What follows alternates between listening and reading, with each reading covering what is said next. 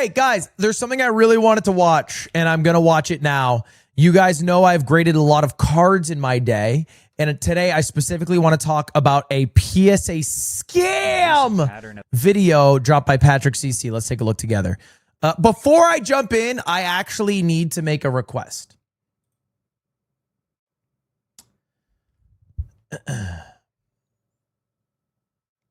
Now, I have an entire board of, how do I phrase this?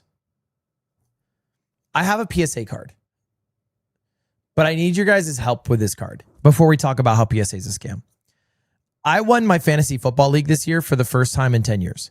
And to celebrate, I got a signed PSA card from every single person on my fantasy football team.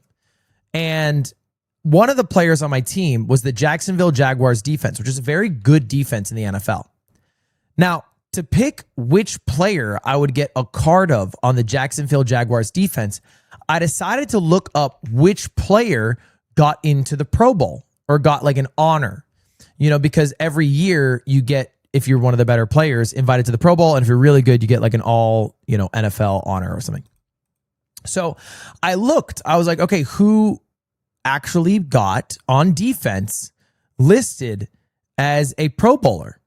And it turns out there was genuinely one person who made the Pro Bowl in 2025.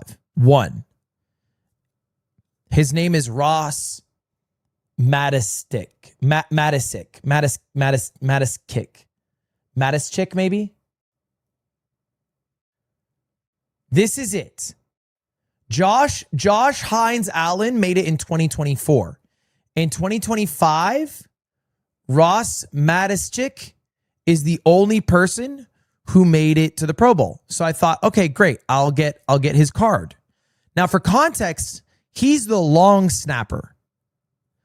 And if you don't know what that is, that's the guy in the NFL who throws the ball really far back for the guy who kicks the field goal. Now, here's the issue. Long snappers aren't the most popular player on the team. So he didn't actually have a card available. There's not like a card for this guy. But if you play Uno NFL Elite Edition, then Ross actually has his own card. He's one of the skips. He's one of the skips in Uno. So I bought Uno and I got, I'm probably the first person to ever do this. I got every single Ross Matischik card graded. Here's my holo. But here's the issue. I don't just want it graded. I want it signed. So if anyone out there knows Ross Matischik, NFL Pro Bowler, long snapper for the Jacksonville Jaguars, I really, really need him to sign this because I want every single person who is on my fantasy football team to sign the card for them. And nobody else on the Jags defense was in the Pro Bowl. So help me out. Help me out. Defense or special teams, I should say. So anyway, I need help. If you guys know Ross, if anyone knows, please hit me up. Or if Ross, if you see this, could you please sign my card? Please. Anyway, let's get to the video now. Because speaking of PSA, they're scammers, according to this video. PSA has the power to turn a singular Pokemon card into a multi-million-dollar asset. When Logan Paul's ultra-rare Pikachu Illustrator was given a PSA 10 grade, it became worth over $16 million. A single grade point lower and the card's value drops to $1.4 million. But when one company has the ability to create or erase millions of dollars with a single number, there's bound to be corruption, and a recent pattern of major screw-ups has many people suspicious of PSA. They've authenticated cards that were altered to look perfect. Their grading system has been exposed as extremely inconsistent. Yeah, we talked about this. I think PSA is wildly inconsistent. And they're some for they're the gold standard, which I think is honestly a shame, but I think they're very inconsistent. And they've even admitted to straight up destroying high value cards during their process. And those are just the mistakes that we can 100% prove. There are countless grading decisions that happen every single day that are losing people hundreds, thousands, and in extreme cases, millions of dollars. Which is why when you dig deeper into PSA, extreme cases, millions of dollars. This is a Gary V card? Am I reading this correctly? This is a Gary V card listed for $1 million next to the Baskin Robbins One Piece card. What the fuck? These prices are just, I think he just went to eBay and sort of buy high or some shit, because that is not, no one's buying that.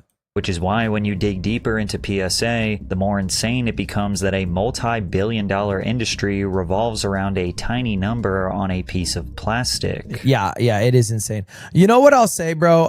Card grading is fucking stupid. I mean, it's just so dumb. Card collecting is fucking stupid. Like, not collecting like in general, but you know, Topps, for example, released a new set of like one of their like staples. It's the Chrome collection or whatever for the MLB. And in it, they have like these packs and like every card is like bullshit, doesn't fucking matter, except one of the packs had a Shohei Ohtani double Goldman signed card, which is literally just like Shohei Ohtani's patch from his MVP season in 2024 and 2025 in a card, and it was signed by him. That card was the reason everyone was buying him, because it was worth $11 million. And so people just buy the packs because it's just lottery. It's just kind of like fun lottery. You buy the pack, you open it up, and maybe you get $10 million. You know, and that obviously that was a more extenuating circumstance. Most of the time, it's like maybe you win $1,000. But like, it's all dumb. It's so dumb. It's so the idea of like collecting and then trying to hit it. It's like, unless you just like the thing and you want to play the thing or just own the thing. I don't know. It's crazy. It's crazy. It's definitely less serious than the lottery itself. It's less serious. Dude, I think it's worse operated. I think the lottery is more fair. Before PSA became synonymous with corporate greed, they were actually providing an extremely consumer-friendly service. PSA, which stands for Professional Sports Authenticator, offered a universal standard to determine how much a card was worth. Think back to elementary school at the lunch table. Your friend has a bag of chips, and you're willing to give up your ding-dong in exchange for it. The chips aren't objectively more valuable than the ding-dong, but if both of you are satisfied with the trade, then it really doesn't matter. I really feel like the whole card market's going to crash, because like I just don't believe that there are that many collectors who actually care about having a PSA 10 or like a perfect pristine condition card. I think what people actually are doing is just purchasing and selling as a speculative asset, but nobody cares to hodl. No one like just wants the thing for the most part, you know. But like if you like really like Eevee or something, like you maybe get the Eevee cards, but I don't know if you really fucking care about the PSA 10 versus the PSA 9 versus PSA 8. And so I really feel like everyone who's buying is just buying it because they think it's going to increase in price so they can flip it later. That guy's balding so crazy in the back. Jesus. Sports cards and trading cards used to be the same way. Maybe I wanted your Charizard card and you wanted my Pikachu card. We'd just swap them and be done with it. But eventually how rare the cards were became a factor to consider in the trade. All of those factors is what PSA considered to determine how much a card was worth, which resulted in people paying big money for cards in all different niches. PSA essentially... This is the Jordan Bryan logo. Yeah. Double signed by Kobe and yeah. That's like one of the other really valuable cards. I think Shohei's is like third most valuable all time. Standard guide of what matters when buying or selling cards. Kobe Bryant. In a close inspection, a trained PSA grader validates a card's authenticity, ensuring that it is officially licensed merchandise and not a knockoff. They assess any potential damage. Wait, thank you for the 500 bits. Do you ever get your cards from those online sites where you spin for a random card? I did it once to show that it was a scam, and I ended up making like $5,000. But I stopped using it because it Felt really shady. Damage such as rips, tears, scuffs, folds, and finally they give a grade to the card's overall condition on a 1 to 10 scale. And I think it was streamer luck, high key. At the end, they carefully encapsulate the card in a protective case to preserve its condition with a label displaying its name and official PSA grade. Before PSA was rotting the industry from its core, it was actually meant to preserve the integrity of it. But as their power and influence grew, they started moving away from being a humble service for hobbyists and developing into a corporation fully fixated on profits. PSA expanded their company beyond just grading cards. They integrated with eBay to create the PSA Vault, which helps store, list, sell, and ship trading cards for their customers. So if you wanted to sell your recently graded card, you could have them take care of the entire selling process from start to finish with little effort. PSA even offered a buyback service where they would purchase the card directly after grading. And some interpret this as kind of a conflict of interest. You're handing a company your card, they're deciding how much it's worth, and then they're offering to buy it from you themselves. If they plan on reselling the card for a profit, they have every incentive to convince you it's worth a little less than it actually is. It's like when Rick from Pawn Stars calls in one of his buddies to tell you what your rare artifact is worth, and almost every time it's worth way less than what you thought it was. I actually don't even know if that happens in Pawn Stars. Maybe that does a bit. I feel like what happens in Pawn Stars is the expert comes and he goes, wow, you actually got a great item here. It's in awesome condition. I would think the value is 15,000. And then Rick goes, well, I'll give you 5 for it. And then the guy goes, I was really looking for like 10, like closer to what the expert said. And then Rick goes, can't do that. And then he goes, all right, well, I guess I feel like that's the reality of Pawn Stars. But I feel like the main issues with PSA is that they don't grade objectively. I feel like they sometimes are stingier if there's too big of a population, or they're more generous if there's a small population. And then B, they also are, maybe incentivized to grade it lower if they're going to buy it back. And then C, like if you just send them the same card fucking 10 times, they'll just give you a different grade every time. From there, PSA's parent company, which is confusingly... What's the website that spins for a card? You're going to lose money. I'm just going to let you know right now, buddy. Don't be dumb here. Don't be dumb. It's just a lottery. You're just going to lose money. You're just going to lose money. Called Collectors, also acquired rival grading services Beckett and SGC. You went positive? Yeah, but I'm also down lifetime in gambling.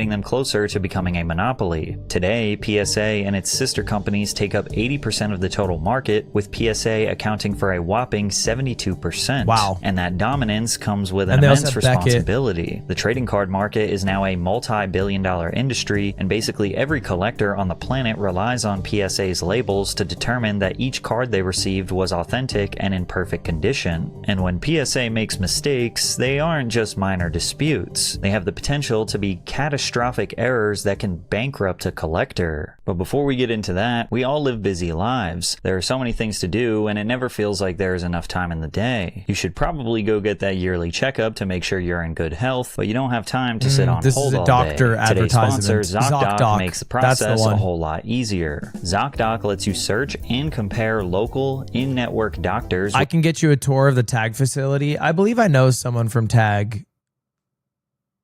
With more than 150,000 providers and over 200 specialties across all 50 states. Like, I get cards graded, but I don't think I have ever resold a card ever. I've given cards away, and I've gotten many.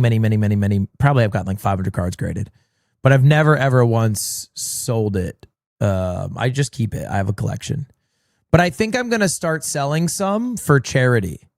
I think for I had this idea. You know, actually, who hit me up about it is Mr. Keem. But I had this idea for Fast 53 because I think in total my Pokemon collection is probably worth like $40,000, and I'm willing to sell like a lot of it, not all of it, but a lot of it. And I think I could sell them individually. I could sign all the cards, and I could have Mr. Keem like run during Fast 53. Imagine during Fast 53 he's live and he's doing an auction of the cards on his stream or something.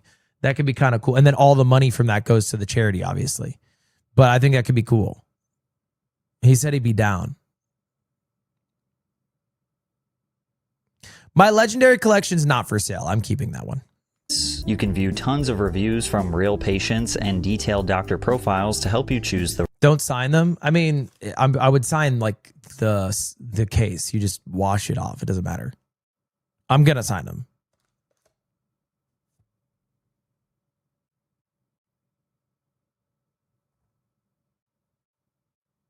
Devalued. You can just wash it. It doesn't matter. I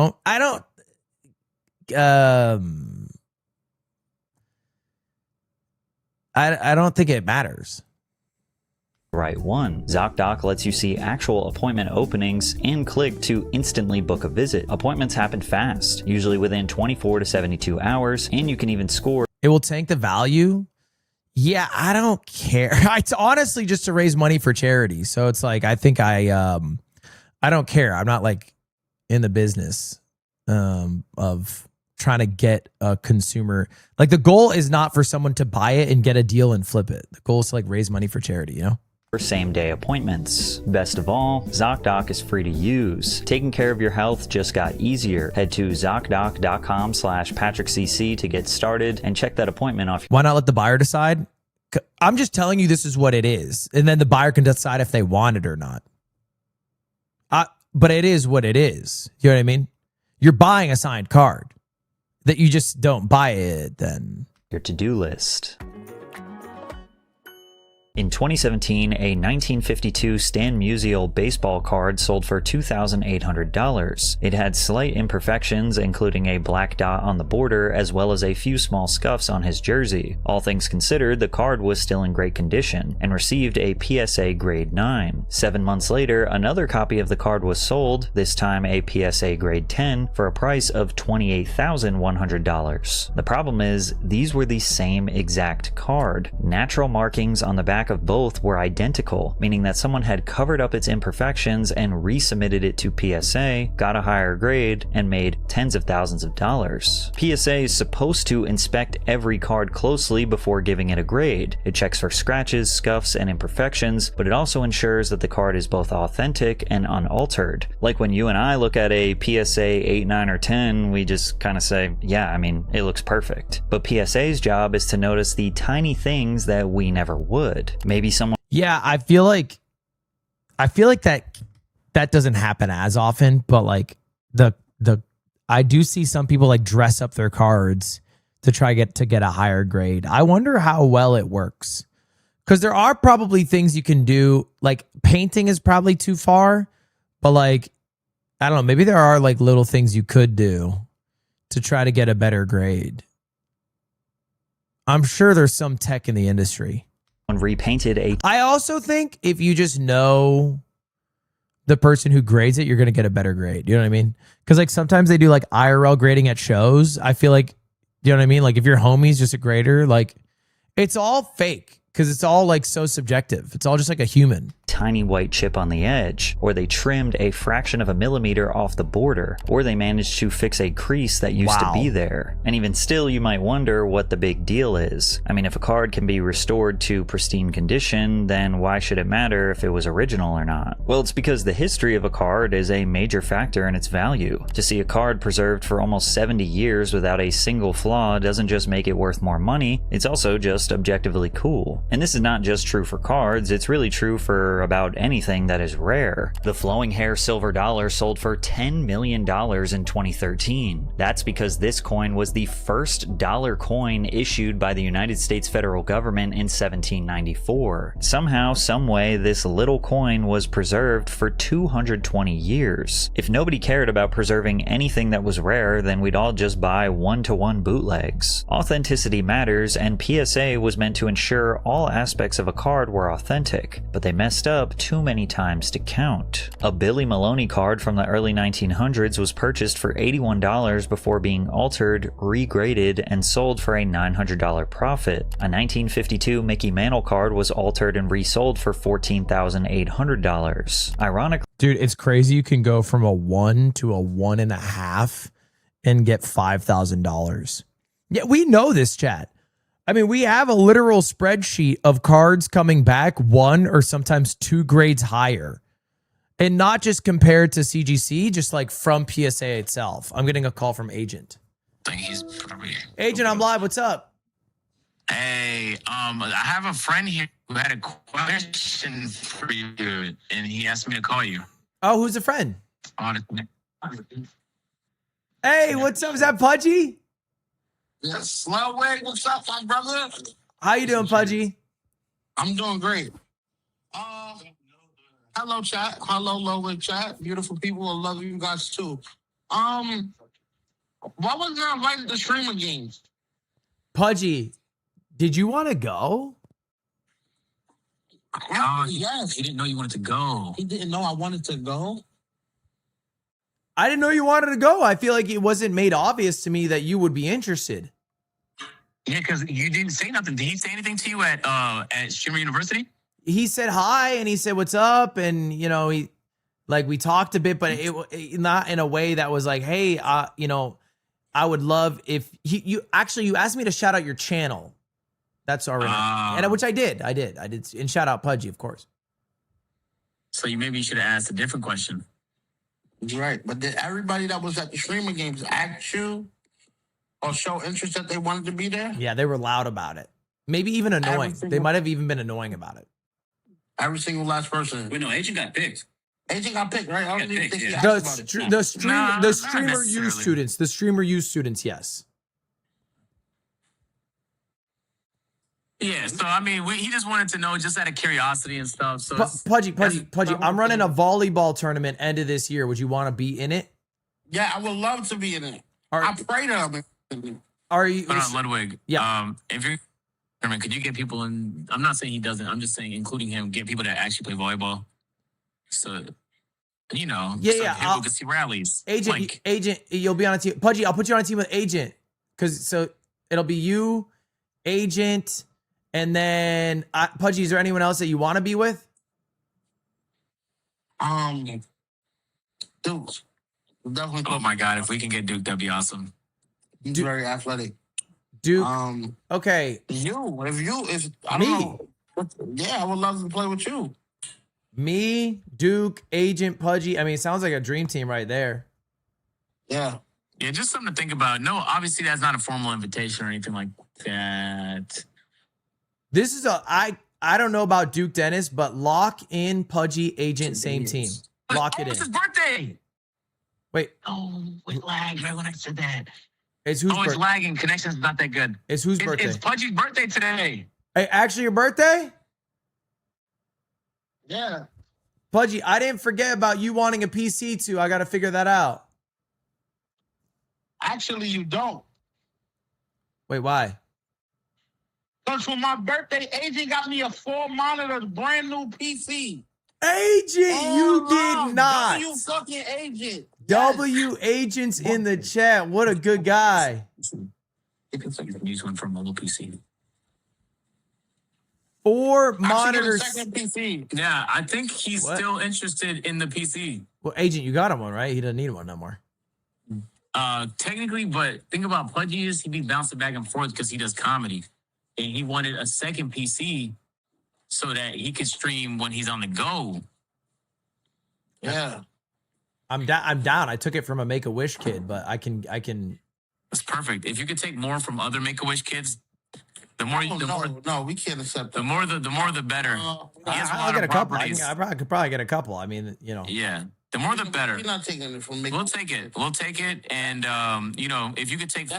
I'd rather make your wishes come true, Pudgy. I'd rather make your wishes come true, bro. Man, I wish I had an AP, man. He wants the AP. Oh. And not the Swatch. Yeah, no, all right. You know, it's about that time, y'all. I got to get back to this. Okay. All right, love you. Hey, love you, man. Yeah. You and Pudgy are locked, by the way, for volleyball. Locked. Okay, unlock Pudgy. All right, I'll see you later. All right. I'll put him on a different team.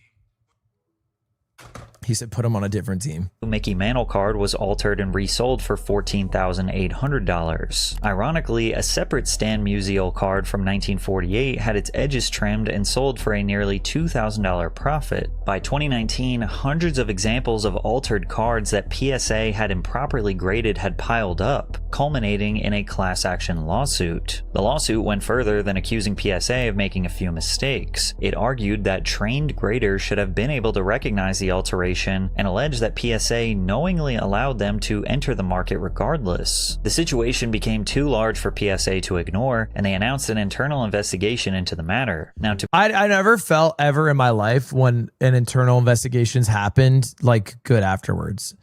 I'm not to say that they're all bullshit, but I've never ever seen a company do an internal investigation after fucking up and going like, thank you. I feel so much better now.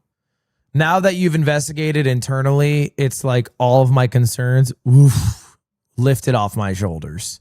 It's just never happened ever in the history of any company ever. To be fair, PSA grades millions of cards every year, and these alterations were done specifically by the seller to deceive trained authenticators into getting a higher grade. It is possible that these specific instances were genuine mistakes, and someone just figured out how to beat the authenticators. But whether PSA approved the cards knowingly or made a genuine mistake, the result for buyers was the same. Altered cards entered the market with legitimate grades that people thought were original and could be sold for far more money than they were worth. The thing is, it doesn't fucking matter. That's the issue with PSA, is like it actually doesn't fucking matter. If it's a 10, it doesn't matter if it's actually an 8. It gets the value of the 10 grade. Do you know what I mean? It's it's like the actual design, look, style, like it's irrelevant. It just has the 10 slapped on it. You could get a 10 card and then hit it with like a UV light to like deteriorate the inside card, but it's still a 10. If it's in the case, it's in the case, bro. I'm sure, is there a company, I'm sure this happens. I feel like I would, like, if I really wanted to make money, I would start a company where I just make like knockoff PSA slabs. Cause like all you need is like a damn printer. And just print PSA 10 on like a bunch of 9s. It would be impossible to tell, and you would literally like 10x your investment on the cards initially. I mean, that actually is genuinely a good idea. Not just because you'd make a shit ton, but it also would take down the entire industry, or at least force them to get a lot better at their jobs. Because you would need, they have a barcode. Yeah, they have a QR code, but I don't know. I've never seen anyone use a fucking QR code when buying it. That'd be illegal and fraud. Yeah. That's why I'm not doing it. I'm saying someone else should do it. It's a great idea. It's for sure a crime, like 1,000%, but like you would make a shit ton of money doing it. And I don't think it'd be hard. I got too much to lose. I'm not going to do all that. But that's what I'm saying. It's all fake. Like if you were able to print a 10 on a 9, everyone would buy it. No one would question it. Which made people start to wonder if that little number in the corner could really be trusted. Sometimes customers are disappointed with the grade their card gets. Maybe they thought it was a perfect 10, but PSA found a small imperfection that bumped it down to a 9. The customer now has two choices. They can accept the result and sell the card, or they can resubmit it to PSA and hope for a better result. Pokemon card collector and YouTuber Pokemon Steven submitted approximately 10,000 cards to be graded by PSA over What? the past couple of years. A little under 200 of his cards received unsatisfactory gradings. He believed that these cards were actually 10s, so he decided to resubmit them on the off chance that someone had made a mistake, and the results were shocking. 81 PSA 10s from the regrade experiment.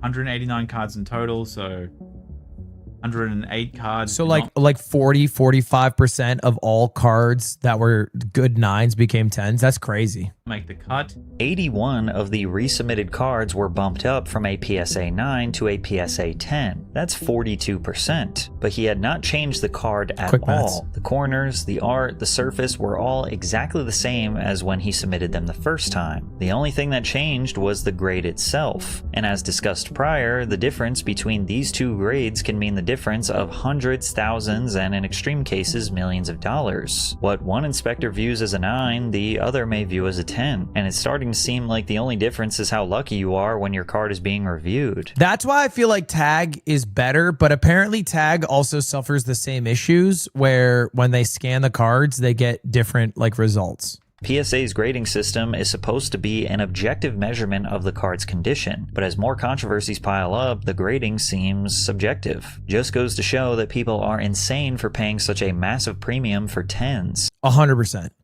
I think the premium for 10s is a joke. I think it's like cartoonish. PSA is a huge scam, but resubmitting the card could also hurt its value. Another collector submitted over 100 cards to be regraded, 19 were given higher grades, but 34 of them were actually given a worse grade. But why does this happen? I mean, the rules are clear enough. 4 perfectly sharp corners, full original gloss, no stains or no scratches, with a slight allowance for printing imperfections. The problem is that a human grader still has to decide what counts as perfect. Maybe there's a small mark in the artwork that one grader notices while the other one doesn't. What one grader sees as a printing imperfection, another may view as an unnatural defect that bumps its grade down. So now, submitting to PSA is like gambling. It is. Especially when you consider the fees associated with this process. Oh my God, the fees with PSA are cartoonish. Like A, PSA takes for fucking ever because you're so backed up. But then B, when you submit, the amount that it costs is dependent on the card's value and you cannot lie. So if you submit a card that's worth like 10K, you have to spend, it's like, I forget the percentage. It's like 10% or some shit. It's like 10% of the card's value. It's like, it's crazy how much you have to spend. Submitting to PSA for grading costs $25 per card plus shipping, and they do offer slight discounts for bulk submissions. But think about it, if you get a low grade, your card could be worth less than $25, meaning it costs more to authenticate and grade than it's actually worth. However, if your card is worth more, PSA will charge you insane amounts of money to do the exact same grading as a worthless card. That makes no sense to me. Like Nico, who submitted his rare Mickey Mouse card that was worth $20,000 to PSA, only for them to charge him $1,000 for his perfect 10 grade. Bro, $1,000. And they give you the fee not based off of the ungraded value of the card, but the graded value of the card, which makes no fucking sense. Like, why would you charge more for a 10 than a fucking 8? It should be maybe I low key I get it. If it's a $10,000 ungraded card versus a $10 ungraded card, maybe you charge more as like some insurance or whatever, fine, maybe. But like to give it the grade and then charge after the service is crazy. Or Scruffy, who was charged $150 for a 10 grade 2021 Pokemon Sword and Shield Evolving Skies and $600 for a 9 grade 2002 Charizard Reverse Foil. There's also look at that, $600 for a 9. Imagine the 10. And $600 for a 9 grade 2002 Charizard Reverse Foil. There's also John, who was told by PSA his card was worth $25,000, which is why he needed to pay them $1,000 to authenticate it, but then his card only sold for half the value they claimed it was worth. And so they got $1,000 off of a $12,000 card. Yeah, it's crazy. And no, they didn't give him a $500 discount Definitely and say, not. oops, we messed up. And he still made a great profit, but remember that the grading process for all of these cards is exactly the same, and you don't know what they are going to charge you until after they have already done the service. This has led some collectors to accuse PSA of intentionally having inconsistent grading so people will just keep submitting their cards for additional gradings. Dude, yeah. If you can get someone to crack and regrade like my dumbass did for the experiment, you get a crazy amount of money. This is unlikely considering they've been shown to both overgrade and undergrade cards. Then again, there are stories that make it easy to understand why some collectors still remain skeptical. The most notable example of this is when a collector named Preston submitted 30 separate Pikachu Zekrom GX cards to PSA for grading. He anticipated that most of them would be perfect 10s, but he was shocked to discover that none of them received a perfect grade, with the vast majority of them receiving PSA 9s. In spite of his disappointment, Preston opted to sell the cards through PSA's buyback service. However, he kept records of the serial numbers on his cards and searched them later online to discover that 11 of them had been listed as perfect 10s. Around this time, a PSA 9 of this exact card was going for around $41, while a PSA 10 was nearly $200, meaning that PSA bought them from him as a 9 and sold them as a 10, and Preston missed out on around $1,500 for all 11 cards. And this highlights the conflict of— Wait, so did PSA regrade them? That's insane. That's insane. interest I mentioned before. The only people who can change a grade are PSA themselves, so if they are authenticating and buying and selling cards, they could theoretically change the grade of any card to maximize their personal profits on the sale. Like, it's just such a dice roll. Like, there's nothing that makes a 10 a 10, except for if it says it's a 10. You could have 10 people look at the same card, and it's easy to see what's not a 10, but it's hard to say what is a 10. And that wiggle room, that gray area is where corruption happens. You can see this is a legendary collection reverse. I love the legendary collection, by the way. PSA 10 Mankey that's listed on eBay by PSA themselves. But if this card is a PSA 10, then why does the back look like this? Because how are they listing a card that looks like this? Dude, that's like a 6. As a PSA 10 on eBay through the PSA eBay account. They need to get sued more. It's all a scam. I hate that PSA is the one that got popular. However, PSA offered a different— It should have been Beckett or Tag. Bro, Beckett is owned by PSA. I feel like people miss this. I feel like people forget. PSA is literally they purchased Beckett. That PSA is the one that got popular. However, PSA offered a different explanation. Supposedly, someone at PSA had seen Preston's original post on Twitter. They personally believed that the initial grading was too harsh and conducted a secondary manual review, resulting in updated gradings after Preston had already accepted their offer, which is shady. Which is insane. Which is fucking insane. That's not shady, that's insane. Yeah, we graded all 30 cards. They were all 9s, but then after, when we bought them, we're like, wait, hold up. These are actually fucking 10s. But we already bought them, so we just sold them for 10s. They conveniently realized that they messed up only after they already bought the cards from him and resold them for a profit. Luckily for Preston, his story got a lot of traction online, and he claims that they privately rectified the situation with him, which I would hope means that they gave him the money he deserves for the cards he unknowingly undersold to them. But that still doesn't feel like a satisfying conclusion. No, and because it just seems like they got caught, so they rectified that one situation. Obviously, that I feel like this could happen every fucking day, and people wouldn't know about it. Didn't explain why the cards were undergraded in the first place. A fellow collector claimed that cards tend to be undergraded by PSA when they receive bulk quantities of the same card. I guess the logic is that when you look at the same card over and over again, you maybe start to see imperfections that aren't there. Or maybe the same person is just going over all of them and is like, surely they can't all be 10s, so here's a 9. Or I think they also don't want to give 30 10s because it would change the population so much. So that if you get one, Pikachu Zekrom, you're like, okay, that one can be a 10. But if you get 30, you're like, well, we can't make 30 10s come out. 30 10s would change the market so much. Obviously, that would be corrupt and unethical business practices. But most importantly, PSA did not make the situation right with Preston until after he went viral on social media and gave them bad publicity. Was Preston the only person this has ever happened to? Or was he just lucky enough to get attention online and put pressure on PSA to pay him what they owed? But one of the most insane controversies that gained traction online was when PSA admitted they damaged someone's extreme extremely rare card, and many saw this as the final nail in the coffin for their reputation. A man named Brian revealed that his PSA 10 Pokemon card was severely damaged while getting it reholdered by PSA, bumping it all the way down to a grade 6. The card was a sky-splitting Deoxys, an extremely rare card released in limited quantities in 2004 and never printed in English. There were very few copies like this and in his condition, making Brian's card almost impossible to replace. Now, Brian was getting his card reholdered. Basically what this means is he already submitted it before and it got a 10, but he was paying them to crack open the old plastic case and seal the exact same card into a brand new holder. Collectors do this all the time if the slab gets scratched, cracked, or it just looks old.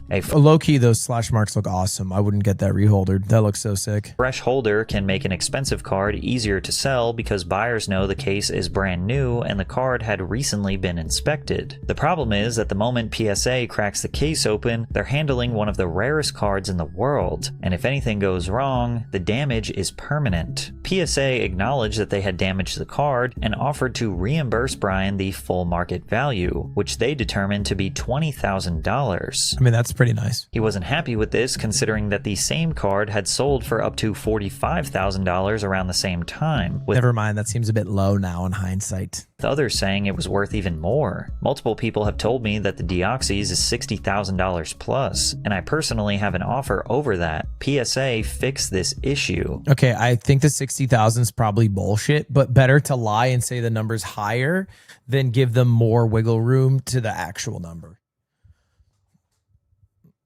PSA got the $20,000 figure by averaging all of the recent sales of that same card. And this just seemed like a slap in the face because at best they're offering half and at worst a third of what it's actually worth. But the problem is they caused the loss of the card and then gave themselves the authority to decide how much that loss was worth. Yeah, I actually feel like this is a court situation, no? I feel like this is a 1,000% court situation.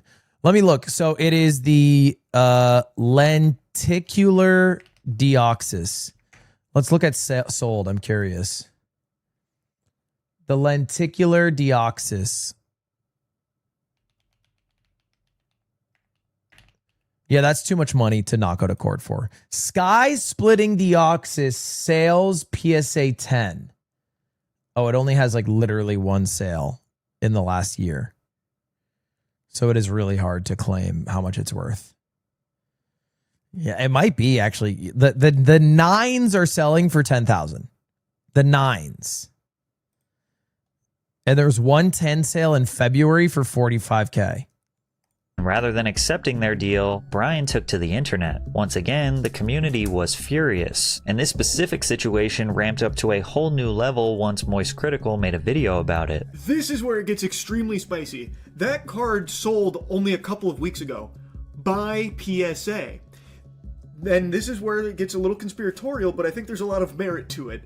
There are people that are speculating that they didn't actually damage his card when reholdering it. The encapsulation process, it's a psyop, it's not real. What they're thinking might have happened is PSA, when reholdering that PSA 10 Deoxys that was submitted, Ooh. they took it and then sold it themselves and then instead gave him a 6, saying that it was damaged and now it's, it's down to a 6. I would be shocked, not to say that that's above them or below them, but I think they actually just fucked it up. Just because, I've had a situation with cards where the people opening it fucked it up. I do think it's not that difficult to break and fuck up the card. Yes, PSA now stands for Pro Scam Artists. Critical brought awareness to this dispute far outside the card collecting community, putting PSA under more pressure than ever before. Brian announced they had come to an agreement that he was satisfied with, indicating that he was compensated for the proper market value of his card. By this point, the pattern becomes Dude, it's funny. It's like if you ever have an issue with PSA, just get as much public attention as possible, and then they'll give you money to stop talking about it. That seems like the strat. Too familiar. PSA rejected a complaint, the collector went public on the internet, and then the company changed their mind after the story went viral. There are dozens of other examples of PSA destroying their customers' cards, and you have to wonder if these individuals were ever given proper compensation. Probably not, because a massive YouTuber didn't make a video about them. And now I'm just genuinely curious if anyone watching has ever had this happen to them. Like, you submitted a card to PSA and you know for a 100% fact that they messed up your card and then sent it back but hoped that you'd never notice? Comment below if that happened. PSA's grade is supposed to be a... Oh my god. I have that card. Ancient Mew. I have mine in Medal. Symbol of reliability and prestige, but these days their reputation isn't much better than a sketchy pawn shop, and yet people are still sending in millions of cards to PSA every single year. But why? Well, the thing is, most collectors don't continue to use PSA because they trust them, they continue because they have no other realistic option. There are other companies that do gradings, but a card with a PSA label can sell for far more than the same card graded by a competitor. Yeah, I think the issue is that PSA has breached like normies, and so it's like the most known brand, and because of that it's worth more because it's more trusted, because it's more known. And so for you to start the wave from a principled standpoint and use other companies, it would only hurt you financially, which is like a bit tough. I think CGC is too soft to ever become mainstream, and I think their cases are too ugly. I think Tag can do it. I think Ace can also do it, actually. But I think Tag can do it. I think Ace can do it. It's just, honestly, it's whoever's the most consistent. Leaving PSA for another authenticator would significantly cut down the overall value of someone's collection. And with the prices for some of these cards, we're talking about millions of dollars in value right down the drain. Boycotting won't work because all collectors would have to do it together. The market has decided that PSA is the gold standard, and it's almost impossible to go against what the market wants. As long as buyers seek out PSA graded cards, sellers will continue to sell them, which means that they will just have to deal with whatever nonsense comes with working with PSA. The issue is also PSA has all the information. Like if you want to look up the population of a card, you look at the PSA versions of that card and it gives you a better idea. But honestly, the change would start if a website like pricecharting.com were to start auto displaying Tag instead of PSA. You know what I mean? Like, for example, they show PSA 10 here, right? That's like what auto pops up. But if they were to show like, you know, Tag 10 automatically or CGC instead, I think that would... The issues, look, bro. There are 0 Tag 10s. CGC has a good amount. But like a website like this needs to start the change too. This is why monopolies are supposed to be illegal. But above all else, PSA is just another example of how any hobby or niche eventually gets hijacked and exploited by corporations. The same thing happened with sneakers. Any regular person who wants to occasionally, maybe once a year or every other year, buy a nice pair of sneakers has to deal with insane price gouging, unavailability of sizes because collectors or resellers pay thousands of dollars just to let a pair collect dust on a shelf. Shoes turned into a status symbol, and now it's trading cards. Actually playing with your Pokemon card could scratch the artwork, and wearing your sneakers could scuff them up, which will devalue them, which is ironic because most people buy nice things because they want to actually use nice things, but the only way to protect the value is to avoid enjoying it for what it is. And unfortunately, no hobby is safe from this. It's only going to get worse. Once people begin to put a price on their favorite pastime, they make way for opportunists to take advantage of the hobby and Shout get out Tom Brady. rich. PSA isn't just a tragic story of an innocent hobby being corrupted, it is a reminder that nothing you love is safe or sacred anymore. And PSA isn't the only business that's built an empire by telling people what their collectibles are worth. Pawn Stars made a fortune with these same questionable tactics. But check out this video to hear that story. Yeah, dude. You know what the weirdest thing about Pokemon cards is? It's that, like, at this point, there is not a single reason, if you are in it for monetary gain, to open up a pack of Pokemon cards. Like, the pack or the box is always more valuable than the value of the cards you will open. Like, always. Like, 99 out of 100 times. It's only in the niche case that you get the chase card and it's a 10. That's it. That's it. That's like the only time ever that you ever can make money. Like, I have a Pokemon Legendary Collections box. I've had it for like fucking years now. I've probably been sitting on this for like 5 years. And it's actually in the background right there. It's worth like, I don't know. It's worth like tens of thousands of dollars. If I ever open that box, right, it's going to lose half of its value instantly. Like instantly, bro. Because look, here's the deal. If you look, all right, at the Legendary Collection value, the most valuable card is the Charizard. If it's a 9, which is a great grade, it's worth 15K. All right. So I'd have to get the Charizard, and even if it's a 9, I still lose half the value of the box because the box is worth 30K. Only in the universe that I open it and I get the Charizard and it's a 10 will I start making money. I guess there's a few other cards, but I'd have to get a 10.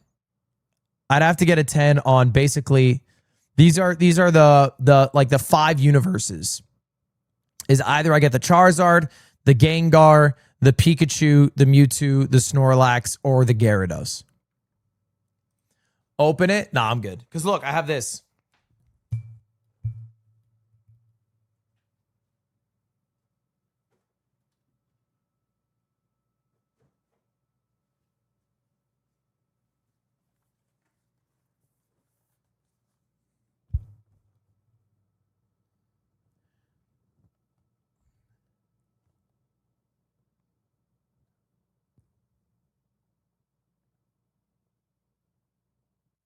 I got every single card.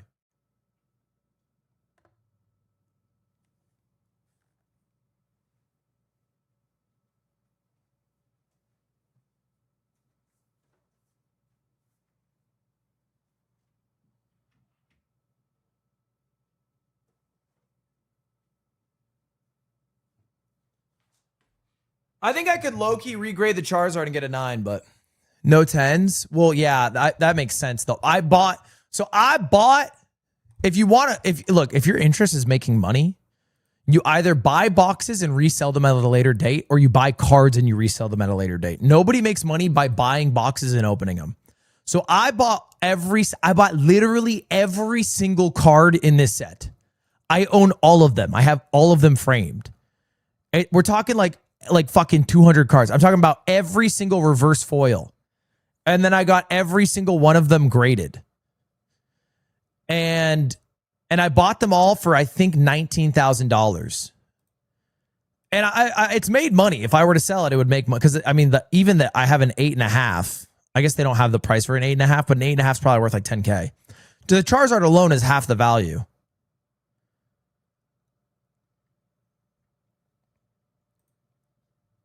But just straight up owning it. What about heavy packs? I don't think so, bro. I don't think so. Look, the way actual traders do it is you buy it and you hold it and then you sell it later. But I just bought it because I really like it and I'm never going to sell it ever. I don't know. Maybe I'll fucking sell it if I get broke or my kids want to sell it or some shit. But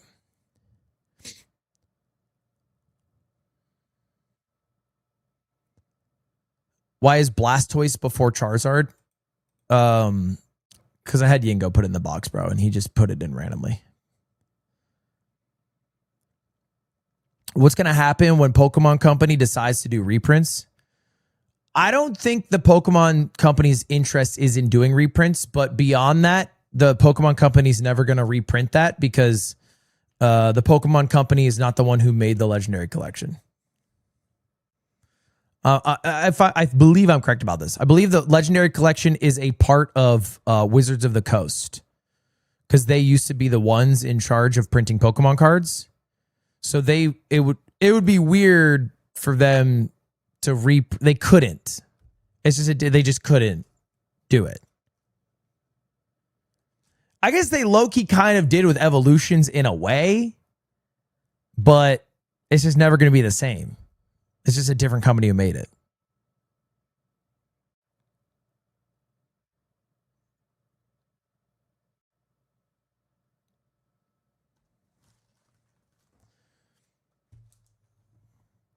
But yeah, I don't know, man. I feel like Pokemon cards, like it's like sad, bro.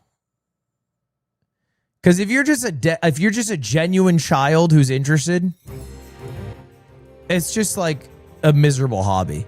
It's just nothing like when we were kids. You know what I'm saying? Like it's nothing like when I was a kid. You could just have Pokemon cards. You could go to school. You could trade them with your friends. You could put a whole pack in the wash, and like it was chill. Nowadays, you have to go to a vending machine that restocks every 30 minutes, and there's 5 guys walking around the vending machine waiting for it to be available. And then a person who works at Target hiding 7 packs under like the Nesquik aisle, waiting for work to end so they can grab them to buy them later. Like it's just fucked, bro.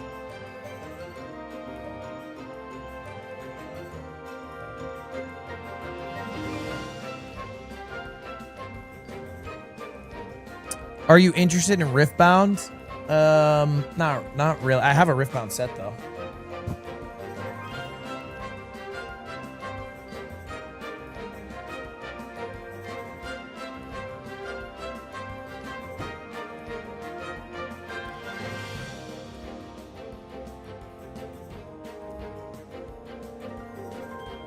I got this.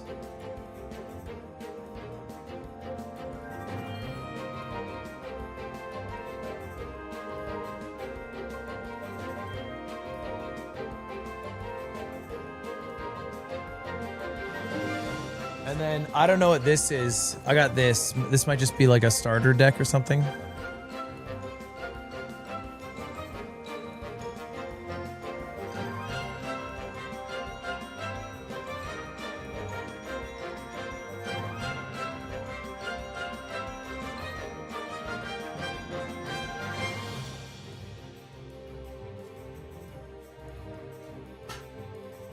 Open it.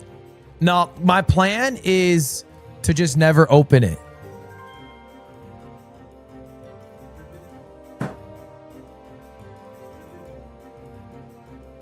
Cause like, bro, if I just let's say Riftbound pops off.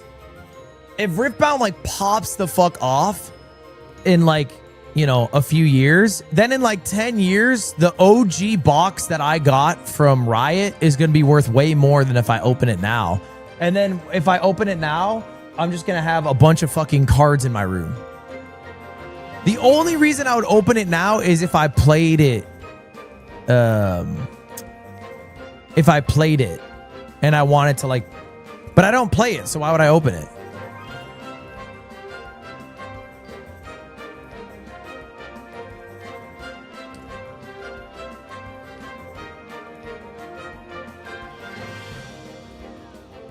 You don't play Pokemon? Well, yeah, but I also don't open the valuable box. Unless I'm doing like a YouTube video or something.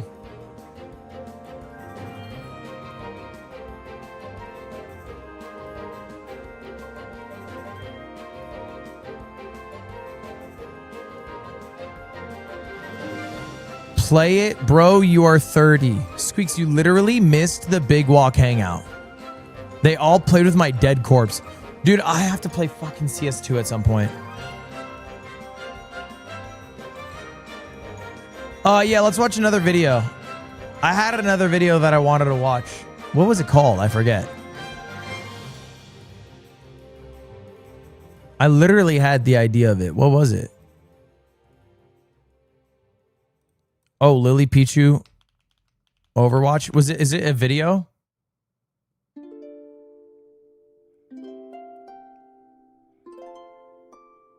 Hi, everyone. All right, well, watch. I have to pee though.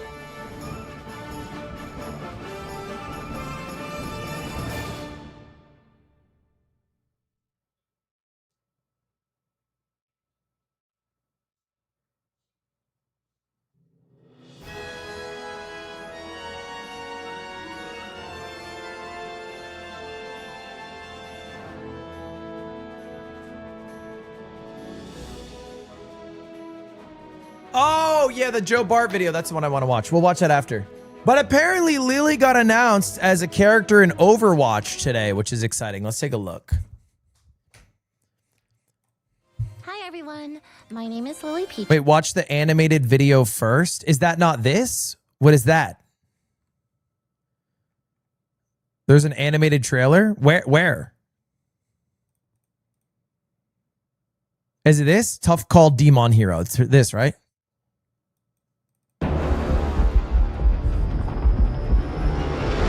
Next squad, return to base. Talon invasion underway. Demon, do you copy? Taking heavy fire. What's our move? Demon? Got to do something. All those people. Captain, Rim Bridge is under attack. Civilians are at risk. Please advise. Return to base immediately. I'm trying to figure out which voice is Lily. I don't think we've heard it yet. If we lose this EMP, all of Busan will be in danger. Oh, Korean. Get those mecha-drongos on your tail and buy Vendetta time to lift the bomb from their base. Wait, Lily already spoke? What the fuck? Which one was Lily?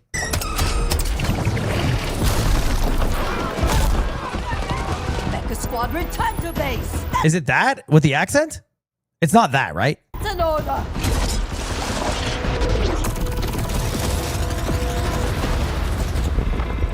Demon, where do you want us?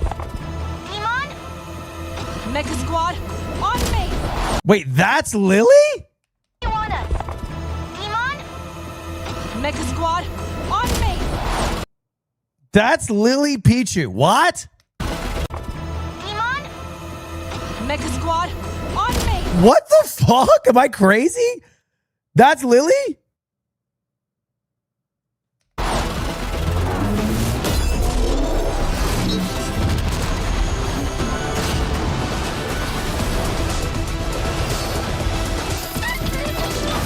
I thought it was going to be like trying to do a LilyPichu accent. Mecha Squad on me. You know?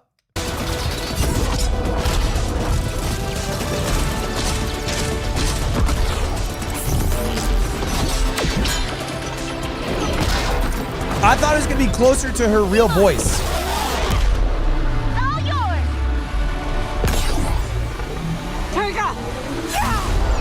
Oh my god, dude, she sounds. I don't even recognize her. I genuinely don't recognize her at all.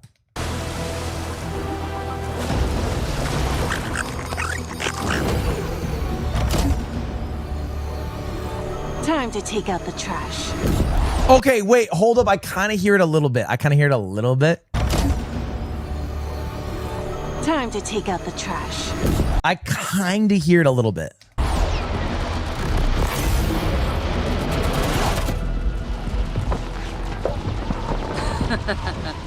Tutto sta prendendo forma. That's not her, right? Of your insubordination, the EMP meant to protect Busan from the Guishan is now in the hands of Talon. Okay, what the fuck is the lore of Overwatch? Sorry, it takes place on Earth. I didn't realize it took place on Earth. Like, this is Busan, South Korea? Is that right? I thought it was like a made-up... What the hell were the rest of the words? EMP meant to protect Busan from the Guishan is What the hell is the Guishan? now in the hands of Talon. Who are Talon? And we will handle that. But for today, Busan is safe. Besides, whoever's inside that thing that attacked the bridge, they'll lead us back to the Junkers. And once they're handled, we're going after Talon. Dude, I genuinely can't hear Lily's voice. This is crazy. This is insane. Bro, she had to have had a Zin in for this shoot.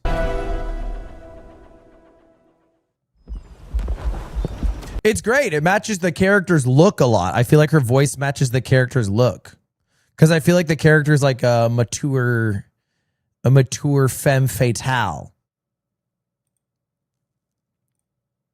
LilyPichu, and I voice Demon in Overwatch.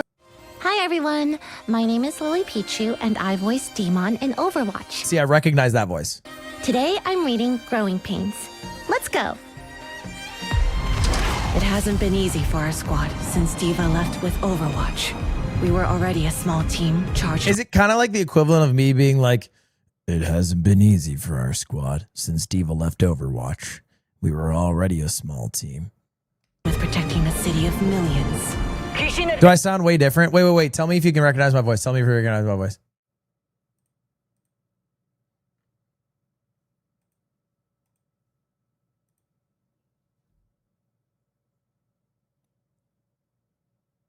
It hasn't been easy for our squad since Diva left Overwatch.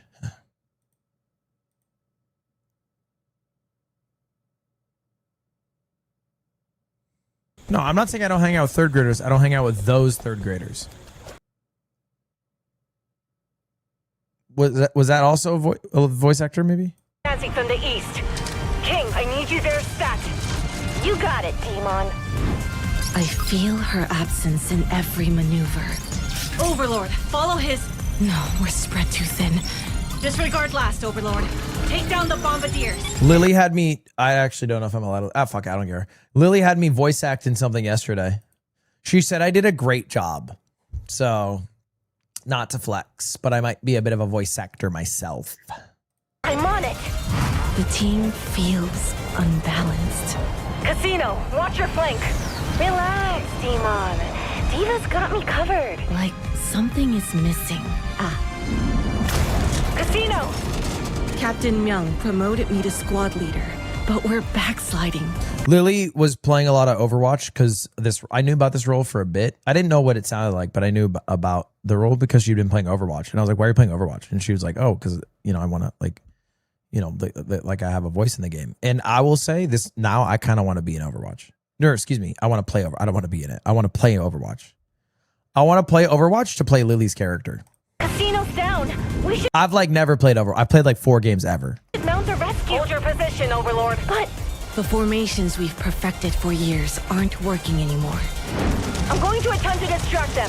I do want to voice act, but no, I want to voice act. I guess I should just probably put my asks out there because I really believe if you put it into the universe, it can happen. But if you don't, it can't. So I guess to any dev studios, guys, hello, I'm Ludwig. If you are thinking of a French character, I'm an authentic French person. and maybe you're thinking of an inbred character, Street Fighter 6. I'm also a great person for this. So just consider me and for your game in the future. Thank you. King, stay in formation. You're putting us all at risk. If my dream game would be Street Fighter 6. My dream game would be Street Fighter 6. Demon!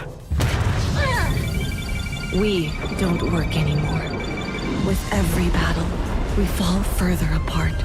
I'm sorry, Demon. I'm going after him. Everyone I would stop. like to be Tifa. Just stop. End simulation. And simulation. Sorry, that wasn't an example of my work. Oh, she's doing it right now. I gotta tell people who I love, like the people that I love them. It's like the melancholy of time. I It's wrote a me. song on this. Yes, anyway, yeah. And I like, it's an old one. Crash Landing on You. This is what I voice acted in. It's me. I remember watching that and I also, they like married in real life. The actress, the lead. Yeah, she drew me as the Prince of Fuling. Wait, my eyes are uneven? What? Are they? No, I think I'm just on a slant. Ouch. Those simulations hit hard. And if they'd been real, Kishin, you'd be dead. Okay, I don't know what the words mean or the lore is. But that's sick, bro. I'm pumped for Lily. Shout out. Shout out LilyPichu in Overwatch. They're saying it's the best thing to happen to Overwatch since they removed the 2.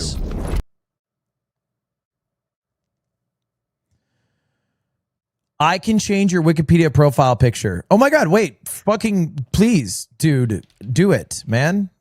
Because Jesus, bro, am I sick of this picture? Like, this is like the intro pose to Jackson, the 30-year-old who plays a high schooler in a Disney Channel original movie. I look hideous. Give us a public domain photo to use. It's me, public domain. Sorry, was that right? Public domain.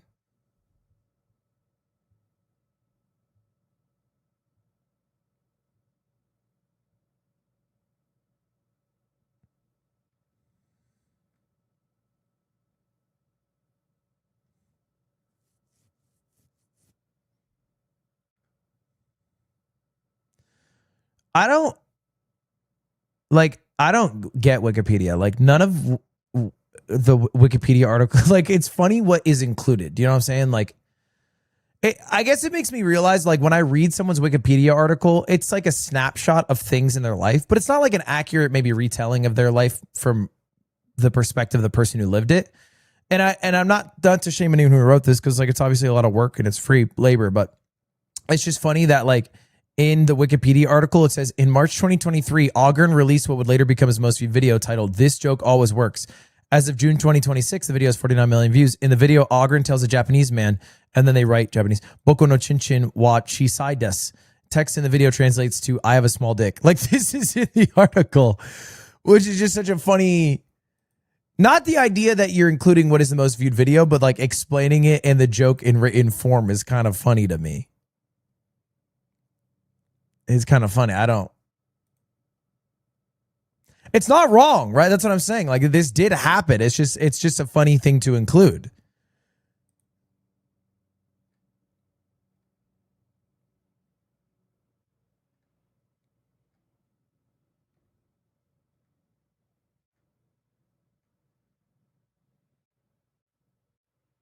I don't think the mango drama is here anymore, unless I'm reading it wrong. It used to be here. Oh yeah, it is. Boom. It's literally half of my return to Twitch. I guess it's all I've done in the last 2 years. Tough, bro.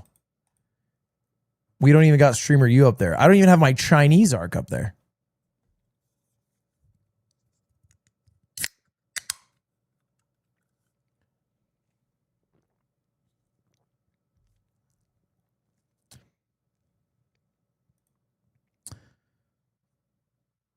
I like how Extra Emily is Emily Jong, and it's just links to OTK.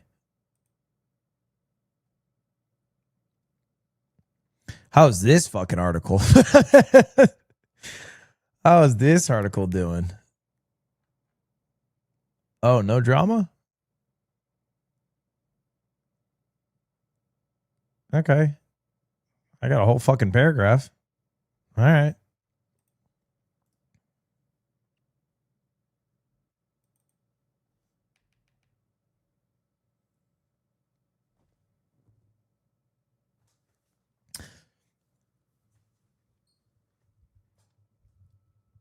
All right, boys, I wanted to watch this video about Joe Bart.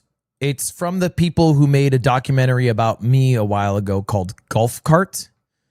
The Curse of Building Something Too Big. But they did one about Joe that I thought we'd watch together. You know what the most important part of any live stream is? The chat. Every night, thousands of viewers pour into their favorite streamers' chat. Together, they decide what games get played, what videos get watched, and the streamers who keep them entertained get paid. Oh my god, it's me. What the hell? I made an appearance. Is chat the most important part of live streaming? Yeah, probably. It sounds pretty easy, right? Just give the chat what it wants. The problem is, chat never wants just one thing. There's thousands of people all asking for something different, and no matter what you do, someone's unhappy. Yeah, true. The biggest streamers learn to follow the majority and keep the party moving. Also, chat's full of idiots. Can I say that? I think I've literally never respected chat's opinion on what they want, and I never listen to what they want because, and I don't mean this with disrespect, but here's the deal with chat.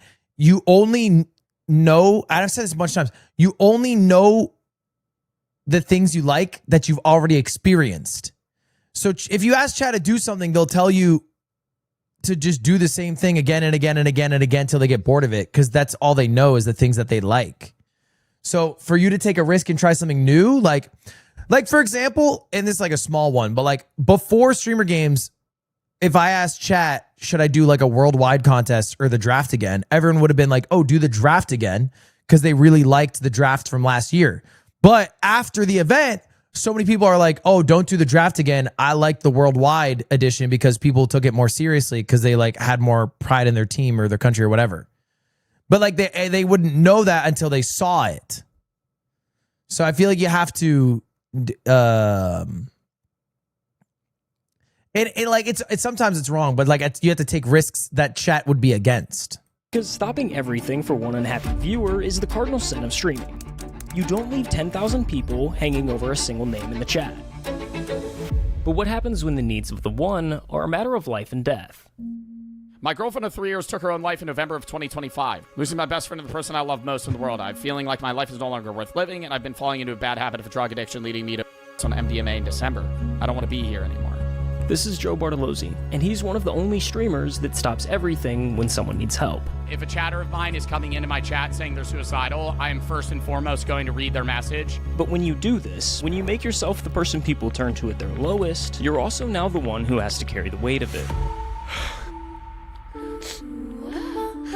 Because now you're surrounded by darkness. Today I decided to end everything. Got a shotgun, can't find it in me to love myself. Now you're giving away pieces of yourself to everyone around you. Dude, I feel like this video is going to 10x the number of people who go to Joe's chat to do this. Maybe in a way that he likes or doesn't like, I'm not sure. Because I think it's an act he does, but not necessarily promotes. People are genuinely asking me to fix their problems. I can't. Now, it feels like the whole world is on your shoulders. Now I'm going, oh, if I stop posting, people are going to start themselves. That's a heavy weight to pick up, and we wanted to know why. Who is Joe Bartolozzi, and why do you care so deeply about some of the things that you do? Which is maybe a little deep for 10:30 in the morning, but... No, it's all right. Joe Bartolozzi was born on February 6th, 2002, and grew up in southern New Jersey. Joe wasn't the kid you've picked to become famous online. He was the small, quiet kid, the one getting picked last for everything. I was kind of like the damn, shots fired. Lanky kid that didn't really know how to control his body, so that's why I was picked last. Oh, he was picked last. But by high school, things started turning around. He hit his growth spurt, got into lifting, and went from being the kid nobody picked to a legitimate athlete. So by 2019, Joe's a track athlete at a Catholic prep school in New Jersey, working part-time at a GNC, heading towards a completely normal life. Dude, Joe deadass looks Mormon. He looks like married at 21, 3 kids by 25 levels of Mormon. And then a Chinese tech company bought a dying lip-syncing app. TikTok is the latest app to capture the attention of teens and young adults across the world. A Chinese company called ByteDance bought the relatively dead app Musical.ly. They gutted it, rebranded it, and on August 2nd, 2018, TikTok officially hit the App Store. TikTok. Now, early on, TikTok was mostly just the same creators who came over from Musical.ly. So all of those cringy lip-sync videos and the reputation that came with them carried straight over. Going through your parents' divorce is more fun than going through TikTok. For a while there, TikTok as a whole was pretty cringy. Yeah, I used to get made fun of. But even with that reputation, Joe figured he'd try it anyway. He posted his first TikTok in December of 2019, and it got a few hundred likes, which is nothing crazy, but it was enough. I've never seen Joe's old stuff ever. Like, I know Joe's new stuff. TikTok in December of 2019. But I've never seen his old stuff from high school. And it got a few hundred likes, which is nothing crazy. But I don't think it's embarrassing, to be honest. Like, I used Vine. Vine is what existed for me in high school, and I posted on Vine all the time. And like, a bunch of my Vines are embarrassing, but like, I'm not embarrassed by them. I think the act of like being vulnerable and posting silly videos is like, in essence, what it is to be in your youth. But it was enough to make him post another one. Vine wasn't that cringe, but like, it's only as cringe as like the video that you make. I don't think the app matters that much. Like, I think something being broadly labeled cringe is usually like some insecurity. Like, the platform itself is usually, maybe Musical.ly because it was just lip syncing is kind of cringe, but like just because like the idea of lip syncing is whatever. But like just video uploads is not like that. That can be anything.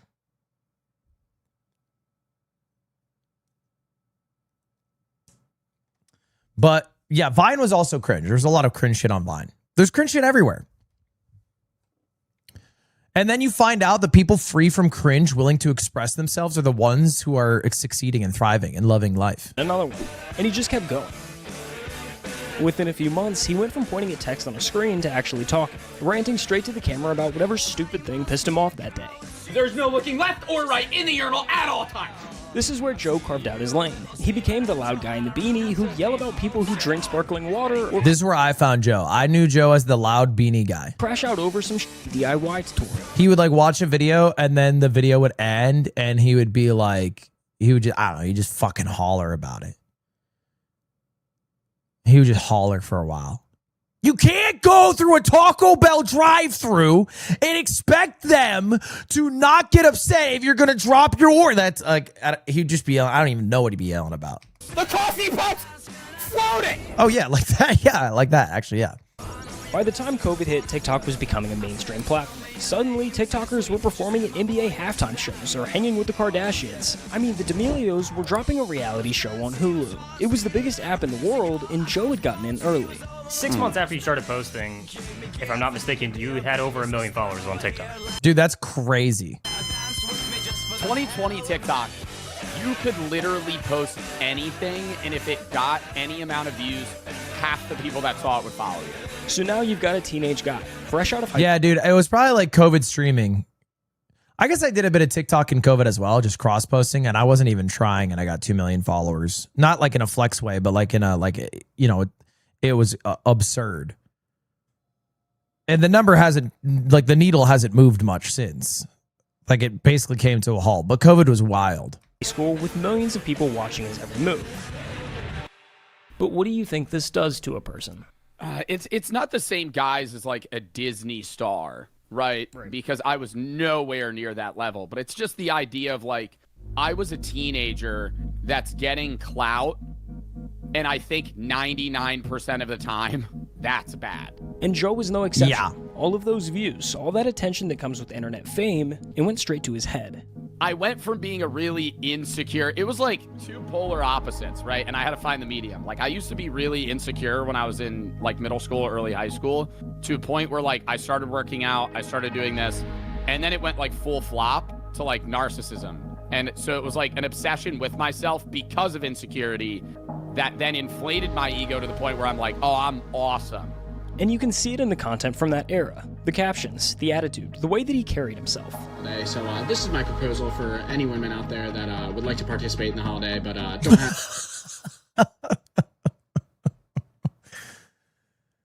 Ladies, who wants to suck my penis? That's crazy. I'm here. This is the version of Joe that is Joe crazy. Like. That person in that facade I had to do to create that character actually became me for a short period of time, and I hated it. But as much as Joe hates this version of himself, he also kind of owes everything to him, because that ego is what gave him the confidence and drive to start making bigger swings in his career. And when you're building yourself from the ground up, those two things can be the difference between success and failure. You see, everyone wants to start their own thing until they realize how much work starting actually takes. Building your website, setting up payments, all the boring stuff. And most people don't quit because the idea was bad. They quit because the setup got in the way. That's where WAP comes in. Dude, what the that was the weirdest ad read of all time. WAP lets you launch your entire online business from one place. Communities, digital products, or even services. He didn't like change the music from Joe's section to the ad, so it just like it just floated into the ad. Whatever it is that you're building. No more stitching together 5 different tools from 5 different places just to accept. Can he get out as smoothly? WAP has it all under one roof. And it's not like they built I feel like I got once and duped said it's into good watching enough. this ad. WAP's constantly rolling out new features based on what you actually need, like better analytics, new ways to engage your audience. I mean, hell, they even have their own tax service. The platform keeps evolving right alongside your business. He has to get out so as cleanly as he got in. And the only thing stopping you is not knowing where to start, head on over to WAP.com today. But now back to Joe and the business he was just starting to build. Not as seamless, not as seamless. It started with diversifying his audience, because unlike YouTube or Twitch, your follower count is kind of empty on TikTok. You can have 1 million followers on there and make no money, because the platform... Dude, I think Joe talked about having 10 million followers on TikTok and only making $10,000 in a year, which is crazy. That's like absurd how low the payout is. It didn't open.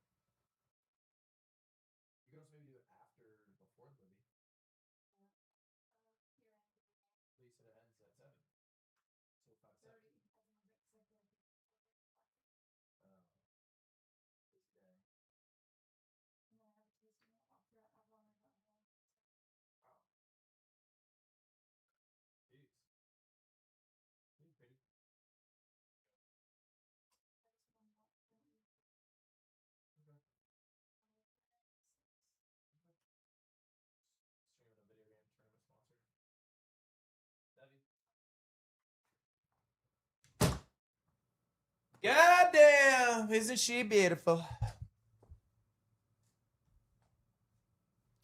Da, da, da, da, da, da, da, da, da, da, da, da. Yeah, I saw Joe talk about this, that he made 10K in a year with 10 mil followers. And I was like, man, TikTok really doesn't do shit. I don't think I have ever made money on TikTok or Instagram. Like ever. I don't even think I've set up the payment, I'll be honest.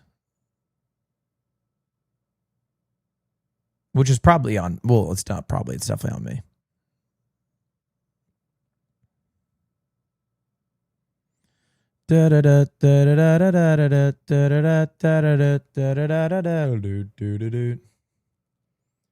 Hold up.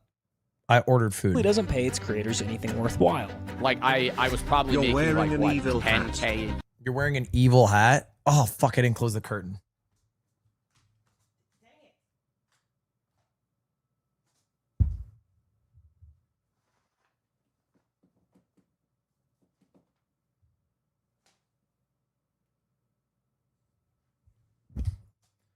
Now it looks better. year. I was making less than minimum wage. So, in the summer of 2020, just before starting his freshman year of college, Joe announced his first ever Twitch stream. I'm gonna start streaming video games on Twitch in a day or two. He started moving viewers from TikTok to Twitch, where he'd stream games like Rocket League and Fall Guys. Oh, I got it! I got it! Then he'd take the best moments from those streams and post them to YouTube. By fall of that year, Pretty Joe standard. was juggling multiple TikTok uploads a day, streaming on Twitch, making YouTube content, all while managing his classwork in college. What was the schedule like in college? There's so much going on. Yeah, it's How a do you lot. manage that? It was a lot. Like, balancing streaming and college sucked. But it was so doable. And I hate when streamers say, oh, I really needed to drop out to pursue streaming. Like, get the out of here. I was growing and in college the entire time. Thank you for 3 million followers. Dude, I would have hated making content in college. Man, I would have hated that. I guess I did a bit. I used to go down to, in my like dorm room, like the computer center or whatever, and I used to use the computers there to edit because my laptop wasn't good enough to edit in college. It's where I edited shit like this, like my first videos.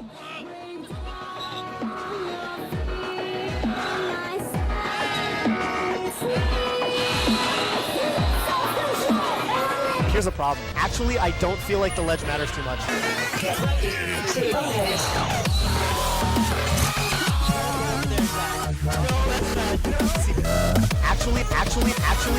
Actually, I don't feel like the ledge matters too much. Oh my god, it does! Yes, if you're wondering, I did time the fair and the reverse back air to the music. Yes, I did. Actually, I don't feel like the ledge matters too much. Yes, I did that. I really had that level of fucking thought into my edits, bro. This is from July 7th, 2015. The day after my damn birthday. What up, Big Gucci D in the chat? Damn, bro, we were right to hire editors. All right, bro, chill. I have some banger videos, okay? My Mewtwo King combo video. Long live the king! Dude, I spent the entire winter break in not Final. What's the animation software on Mac?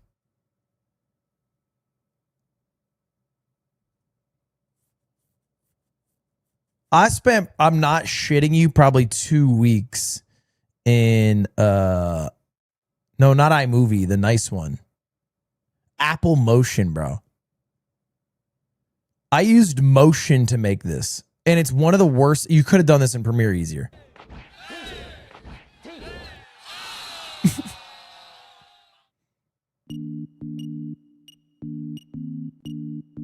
W transitions.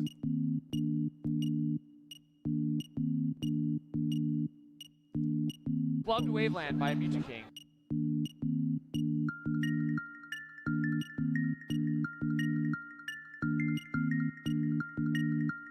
This video, it's meeting all of my standards. You see Mewtwo King's sick edge guards, you're filled with determination. This is awesome.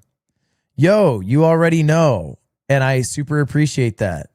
Oh, because that's Kira. And that was how they intro their videos. Mewtwo King finished level with one hand. One of my favorite YouTube videos ever. Wow, this guy is a big streamer for 12-year-olds now.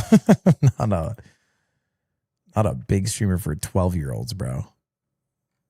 A streamer for teenagers to young adults. It's different. Can't actually watch Twitch. I don't know if you know this. You actually can't watch Twitch as a 12-year-old. You need to be 13 to make an account. So, you know.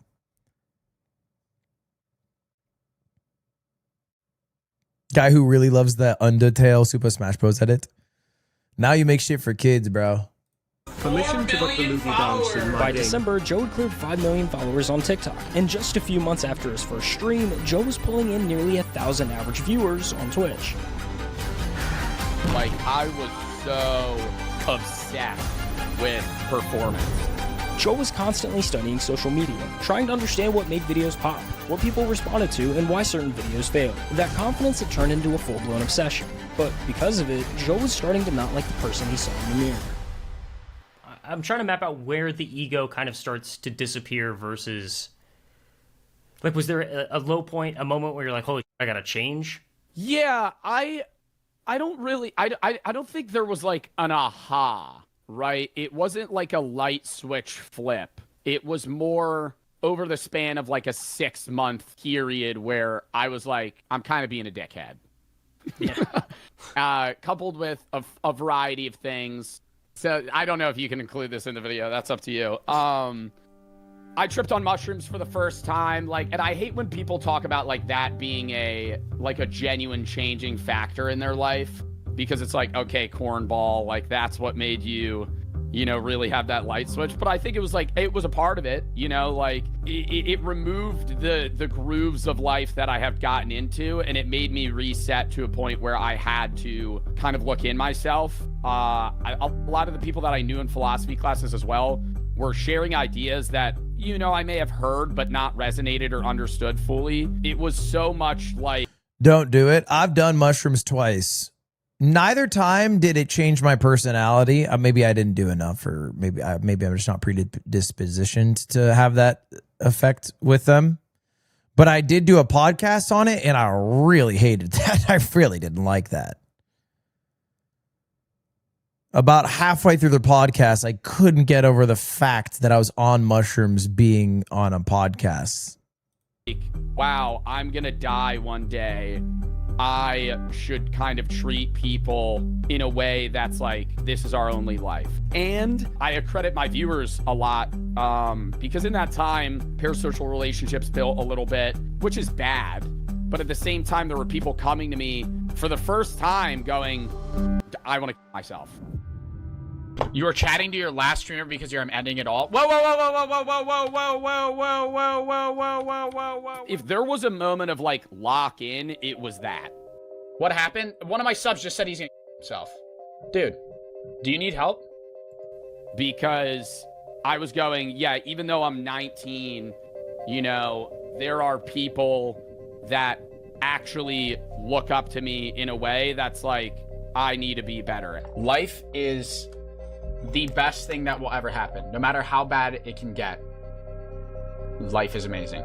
Now put yourself in that chair for a second. You're 19 years old. You started streaming to play video games, to have fun and make people laugh, and somebody you've never met just told you they're planning their own death. And out of everyone in their life... Dude, what a crazy message.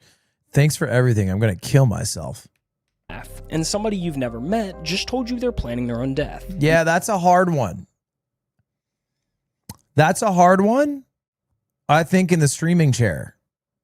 Out of everyone in their life, they picked you to tell. I feel like no one cares and I want to end it all. I have a date planned, so you'll probably never see me again. I want to say you make me laugh a lot. I'm going to kill myself October 2nd. No one will remember me. And this kept happening. Joe would go live, and sooner or later, somebody would show up in a genuine crisis, typing their darkest thoughts into a Twitch chat. Don't want to be a mood killer. I just want to say my family basically bullies me every day, and I can't get them to stop. I've been thinking about suicide a lot. When Joe... I feel bad watching this because I feel like when people go to Joe's chat, they go because they're considering suicide and they're looking for some help and someone to recognize. And Joe's good at accepting that. And I feel like when you go to my chat, there's a high chance I'm going to tell you to kill yourself. And that feels like I'm doing something wrong, maybe. I feel like maybe I am the bad guy. First started getting these messages from chatters, his initial response was the same as anyone with the hearts would be. He wanted to help. Both on stream and off of it, Joe took the time to talk with those viewers, getting to know them on a personal level and giving them real advice just like you would with a friend. You guys mean the world to me. If you need help with something like that, I can try my best. So that's why I'm kind of chilling or pausing the stream for the last like 15 minutes to talk about this, because that's important. But there's a harsh reality that all streamers have to learn eventually. Your viewers aren't your friends. They can't be. I have had probably 20 people come to me about themselves, like on live. The first 2 times it's happened, I have tried to like help them, and then it just ended badly in terms of them getting parasocial towards me and then nonstop coming to me. You see, the relationship between a streamer and a viewer is way more complicated than a normal friendship. When you spend hours watching someone through a screen, day after day, your brain starts doing something weird. You pick up their sense of humor, you learn their opinions, their moods, what makes them laugh and what sets them off. You come to know them the way you'd know a friend, except they have no idea you even exist.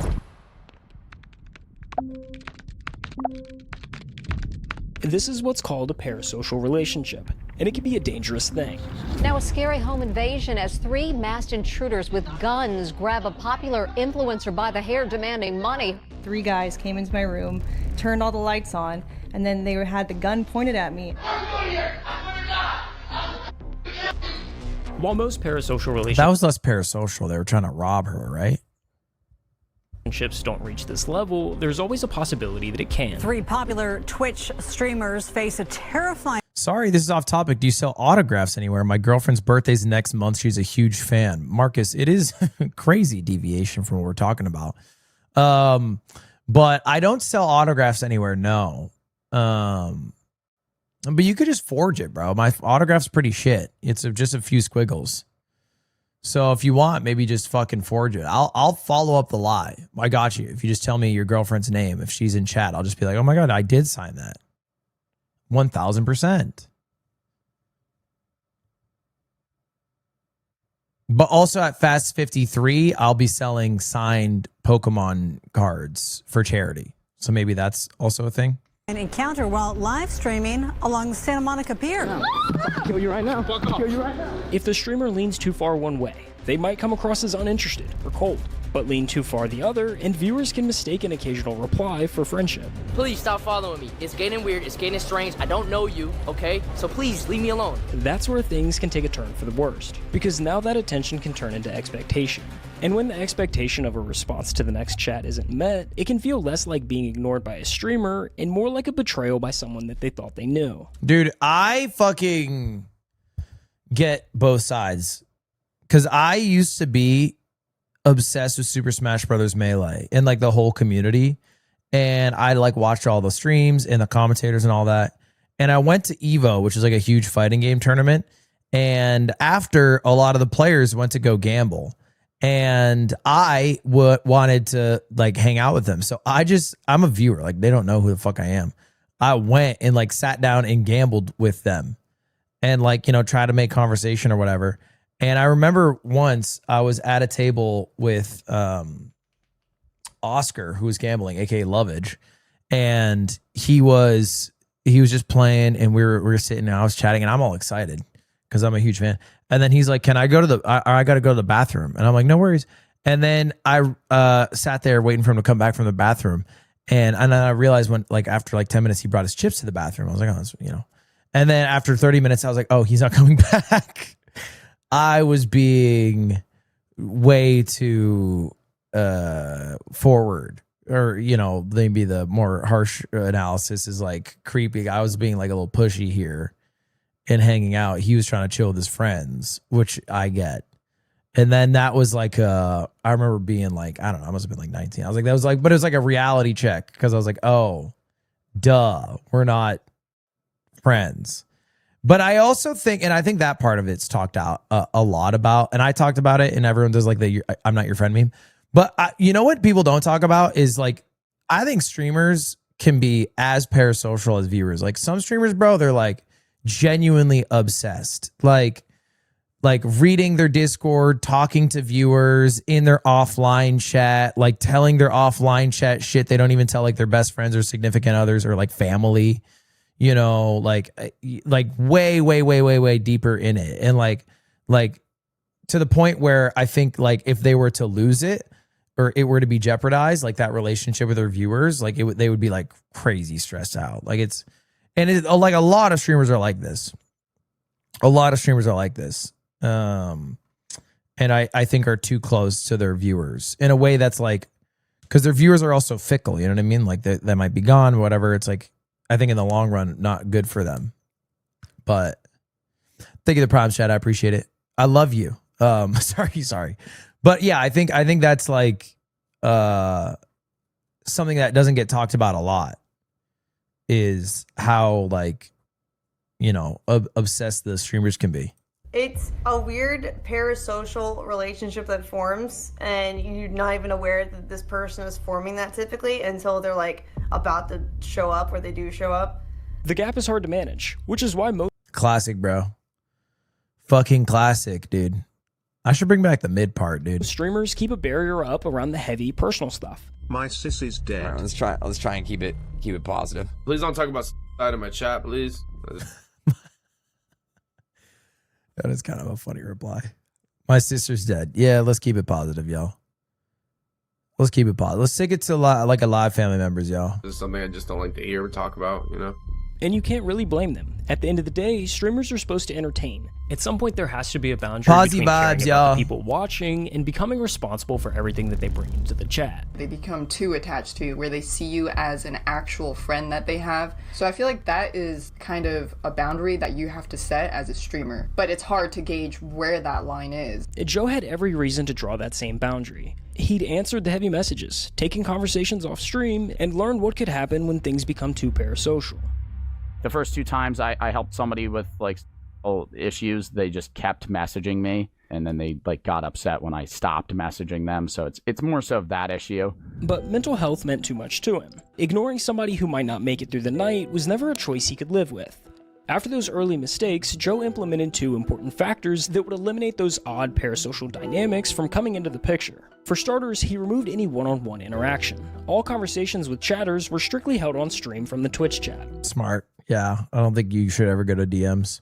I've prepared to go, tired of waiting for things to improve. You are my escape. Thank you, dude. If you're saying you're gonna kill yourself, don't. I know this was 10 minutes ago. I hope you're still here. And second, but most importantly, he made the pivot from trying to be the help himself and became the middleman. Fine if you're depressed and you want to come to me for advice, but when it comes to the gravity of seeking an expert is better than seeking Joe Bartolozzi, a Twitch streamer, TikToker. You know what I mean? For those who came into the chat looking for help, Joe was there to give them a few encouraging words and push them in the right direction. I've had not so good thoughts, if you know what I mean, and listening to your advice and others has helped me even during those hard times. If you ever have thoughts, reach out to somebody, genuinely.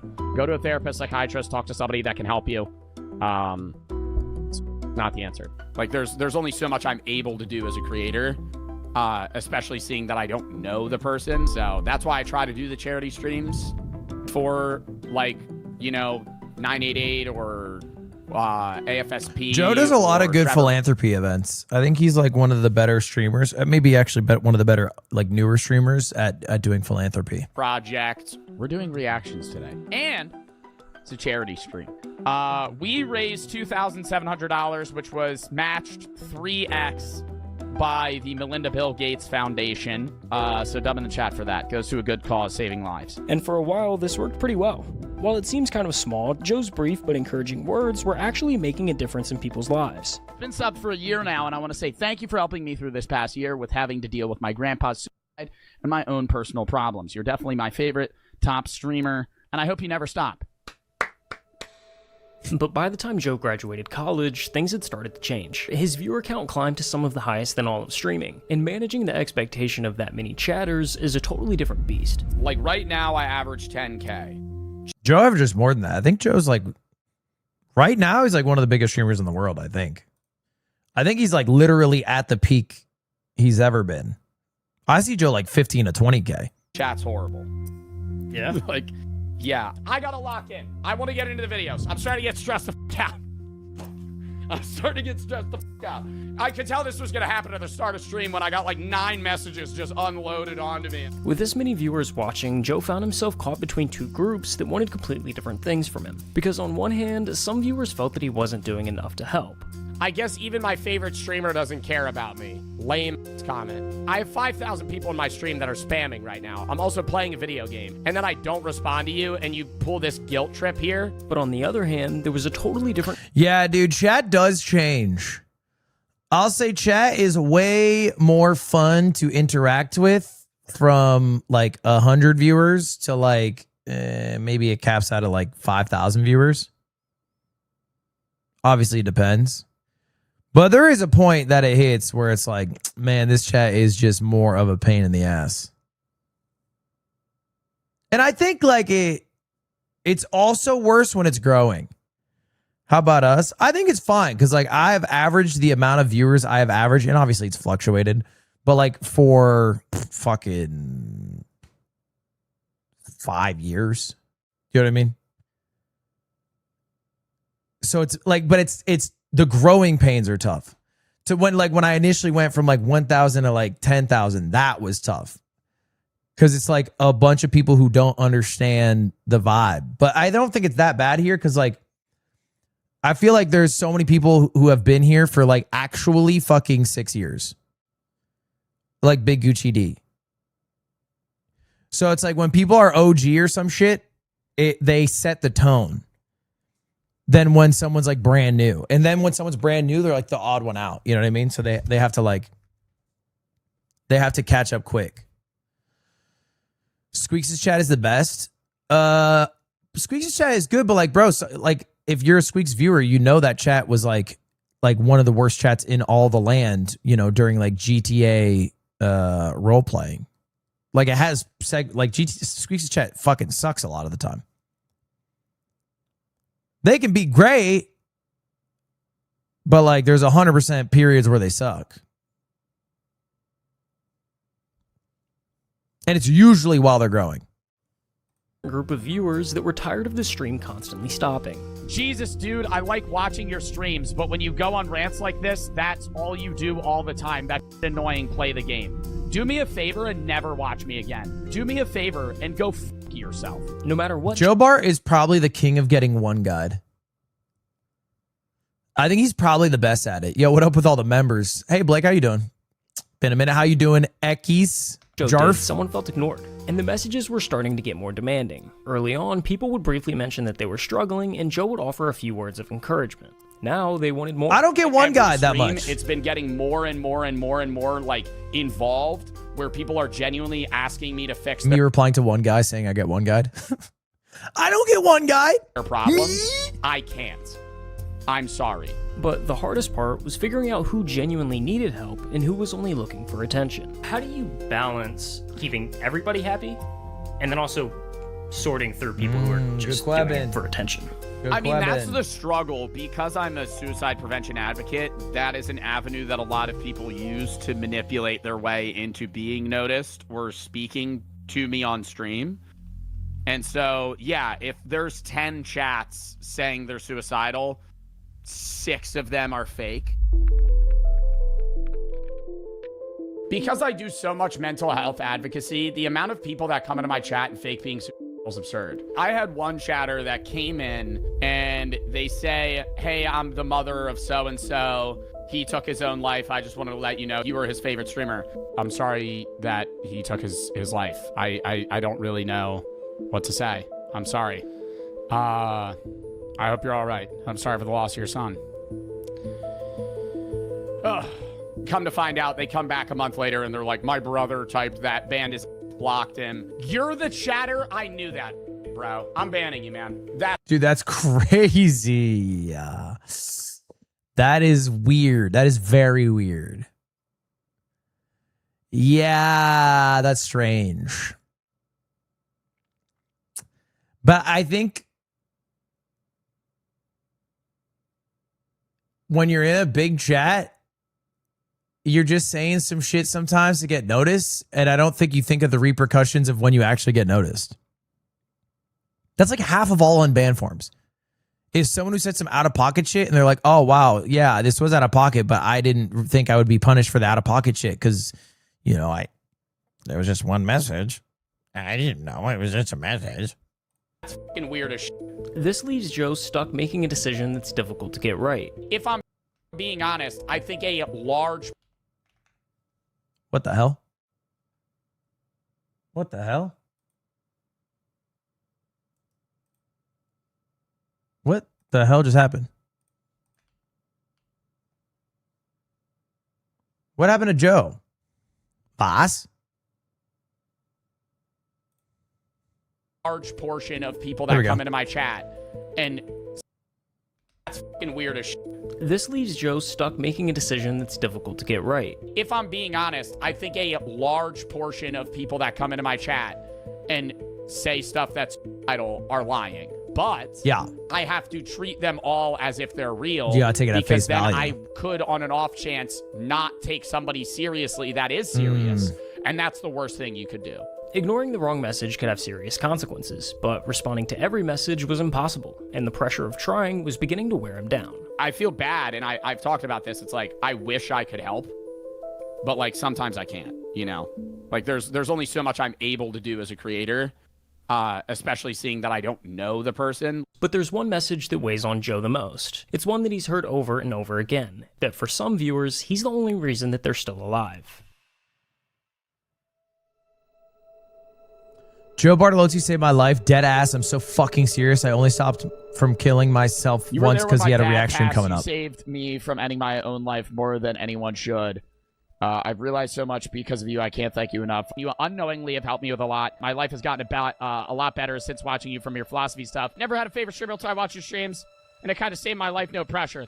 I wanted to myself. You saved my life. I did not save your life. You saved your own life. Please get the help you need, though.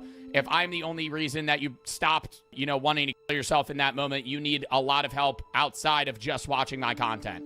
I've had a few messages like that over the year, and I feel like my response is similar to Joe's, where like usually it's like trying to get the person to recognize like, hey, you saved your own life, or like, hey, you got yourself out of the hard time. And then like maybe I was like a vehicle in which to do it, or like, a distraction during that period. But like the distraction could have been fucking Boruto. You know what I mean? Like it could have been whatever. It just happened to be me or maybe Joe or whatever it is. So I feel like it's important for people to recognize like the service that they've done for themselves. Probably not Boruto. On hindsight, it probably wouldn't be Boruto. Yeah, you're right.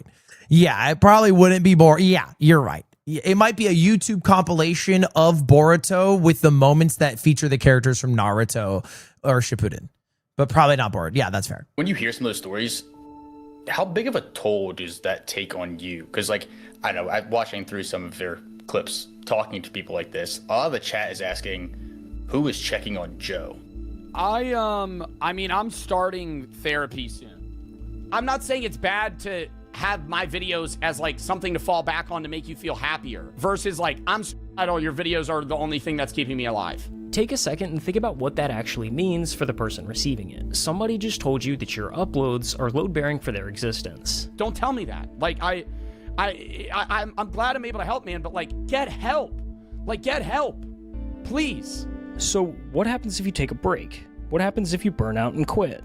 On some level, Joe now feels like he has to keep posting, because somewhere out there, somebody's hanging on by his streaming schedule. There will be people that will like come to my chat and they're like, hey, you prevented me from killing myself because I saw one of your videos and it made me laugh. On surface level, that's great. If you're me, now I'm going, oh, if I stop posting, people are gonna start killing themselves. And beyond the pressure, there's the sheer exposure to darkness. Joe's DMs and chat are a constant stream of people's lowest moments. And when you're surrounded by that much pain for that long, it eventually starts to get in. That's like the one thing is the emotional drain, I guess. Like I put a lot out. After every stream, Joe sits there for an hour just coming back down from what the job took out of him. Like when I'm done stream, I get off. I literally sit there in like silence for maybe an hour. It's rude to tell someone to get help. I don't think it is. I think this is like the exact right circumstance to do that. I think it would be like, I would almost argue it'd be inappropriate otherwise. If just someone said to Joe, hey, I've been suicidal, and he said, all right, man, I got you. Let's just lock in on this Fall Guys stream. Sit down and enjoy the show, bro. I got you, man. And I'll be live tomorrow. Make sure to check out. I'm probably going to be playing some Rocket League, bro. Stick around for that. That would be inappropriate. But I think Joe seeing that and replying, hey, man, you should get some like professional help is the right. I don't even know how it'd be close to rude.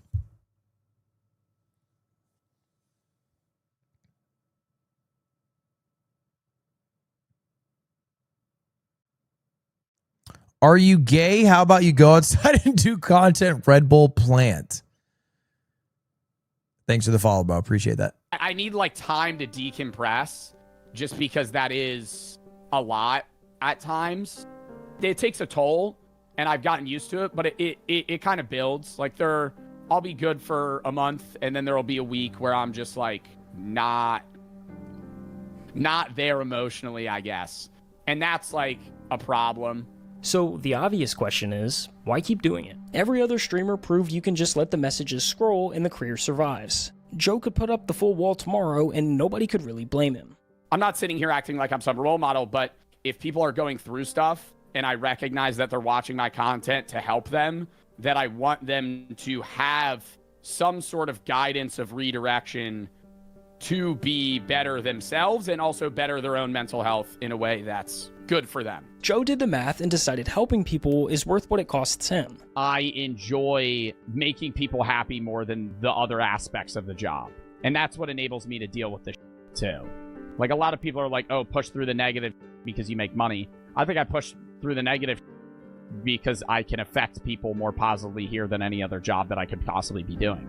But once he saw what his platform could do for people at their lowest, walking away from that stopped being an option he could live with. Thank you. My mom was diagnosed with cancer about 9 months ago. Sorry to hear that. We would watch your videos and streams. We loved your philosophy streams. She also majored in philosophy. Really? A week ago I found out she has two more days to live. One of the final things we did was watch one of your YouTube videos. Your videos remind me of good memories. She passed away yesterday and you helped me cope. Just wanted to say thank you so much. You helped more than you'll ever know. Oh my God. Yo, that's just gonna make me cry. It's a f***ing weird job, dude. It's a weird job in social media. There's a lot of shit, but it's one of the most like rewarding experiences.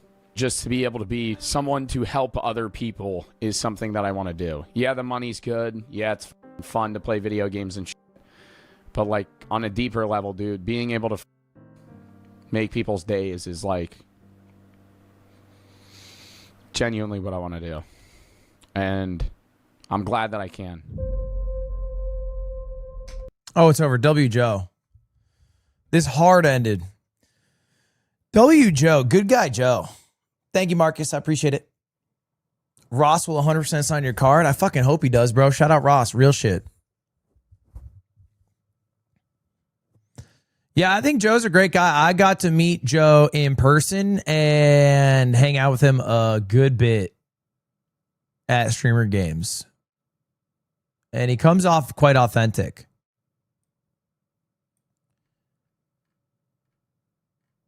I also think I told him this. I was like, you know, I think he's resonated with people in like such a profound way. Like in a way I truly never have. Like I think I've resonated with people, but not to the extent that Joe does, bro.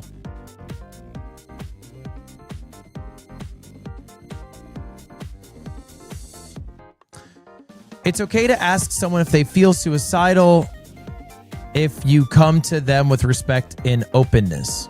They feel seen. Yeah, you know what? I do think in general, when people are going through hard times, other people get like nervous about like not wanting to like bother them or disturb them. But like almost any time, like that's the time to talk to someone going like in life, you know? It's like when they're going through a tough time. Because that happened a lot actually with people in our life. Like when Swift passed away, like a lot of people reached out to me and they're like, hey, I wasn't sure if I should reach out to Cutie. And then like every time I was like, dude, it's like the literal best time to do so. And like she'll make the call whether she like feels comfortable replying or reading it or whatever. But like this is literally like the time for friendship. It's like literally it. It is when things are rough. But I understand the anxiety about like reaching out.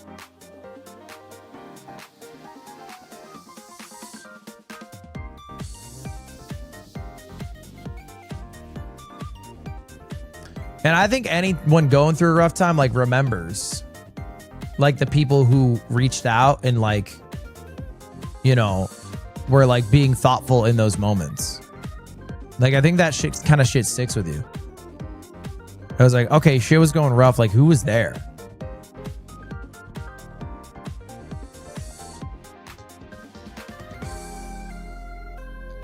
I do think it's very possible that the messages can be overwhelming, but then I think it's also like, it doesn't mean you shouldn't send it. Like, I think they would just don't read it. You know what I'm saying? Like, that's okay.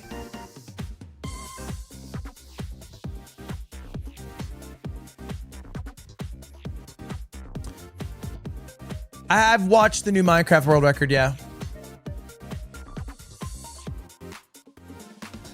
I reached out to my friend who I thought was going to kill themselves, and it ended up saving their life. Dude, that's fucking beautiful.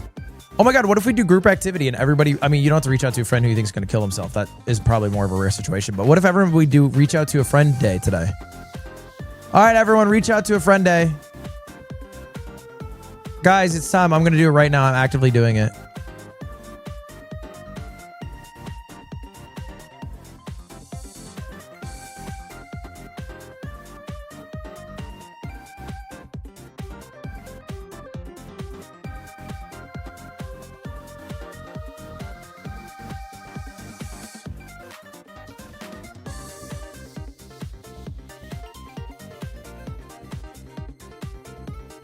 Okay, I did it. Reach out to a random friend day. I've done it. Success.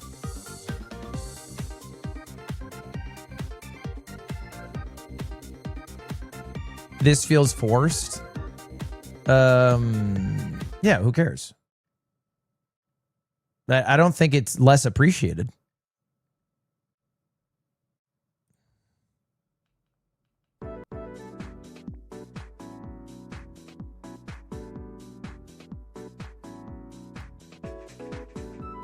Does family count? Yeah, absolutely, bro. It's weird. I didn't get a message from you. Haha. Super. Super, you want to play volleyball? I'm doing a volleyball tournament end of this year.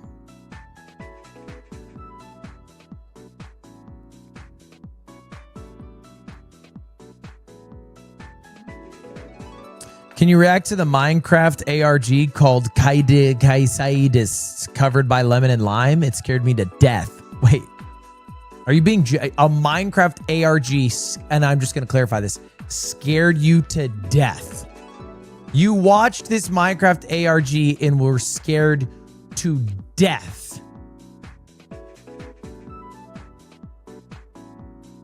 You know, I was talking shit, but then I saw the thumbnail. My God, that's scary. You may have watched all the famous Minecraft ARGs, but you definitely haven't seen this one. The channel is called Sadie's, and what they post is truly terrifying. The first video they posted was a month ago, and it starts like this. The video begins with our protagonist. Ew. I can't watch it today. I have to participate in a tournament in 44 minutes. I had to participate in a tournament in 44 minutes. Oh, but my food's here. I want to watch somebody. We watched LilyPichu in Overwatch. Although I'm going to pull up her stream right now. I think we're playing against LilyPichu and Marvel Tokon today. Too late. Also try one less hit. Okay. No, the 4 hours Can you... I'm doing right now. It's the total tournament is... But everyone should be roughly on the same page because the game just came out today.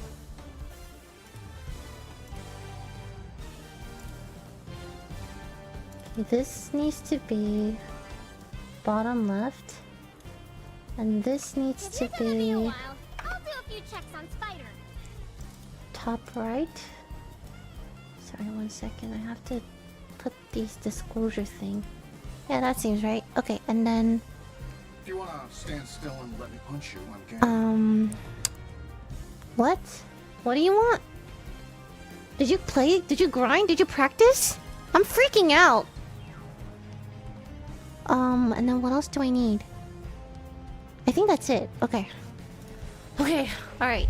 Why is the 2M not connecting? Let me try to figure this out.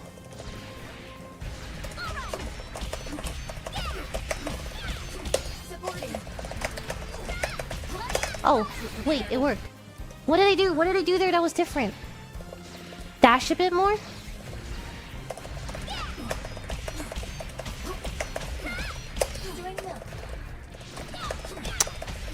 No, that's not it.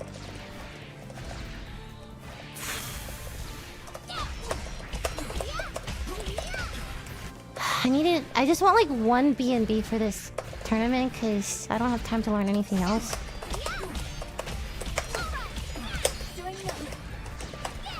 Okay, I think I'm pressing the wrong thing.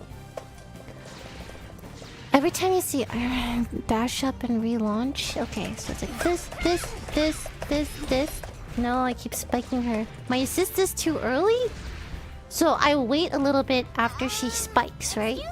Hi, Ludwig's chat. I don't have your chat open, sorry, but hope you're doing well. Wait, do you guys want to... I gotta show them. I made Ludwig voice a comic.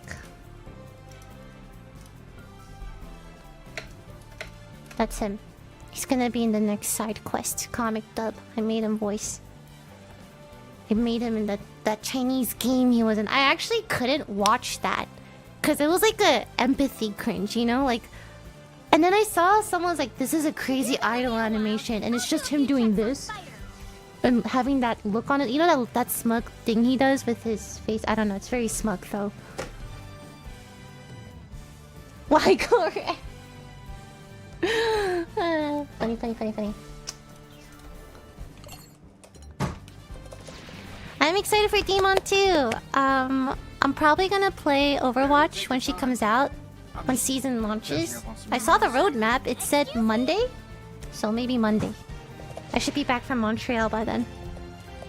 Bro, I need a compilation of every Chinese Ludwig meme.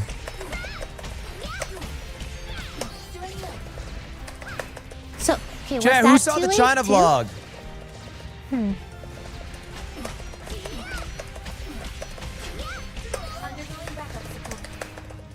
I still see them every day. I don't get it.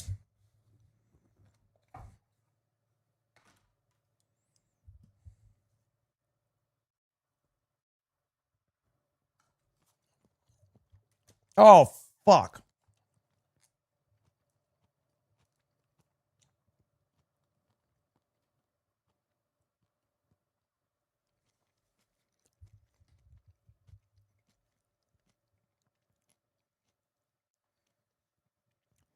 I need that Make Paris Agreement hat again. I found it online. I'm going to cop. It is one of the funniest hats that I own. What do I watch while I eat? I need a good YouTube video. Dude, I've been watching so much gambling content. I actually need to stop. Oh, there was this video about tag grading scam. It was like someone who resubmitted cards to tag.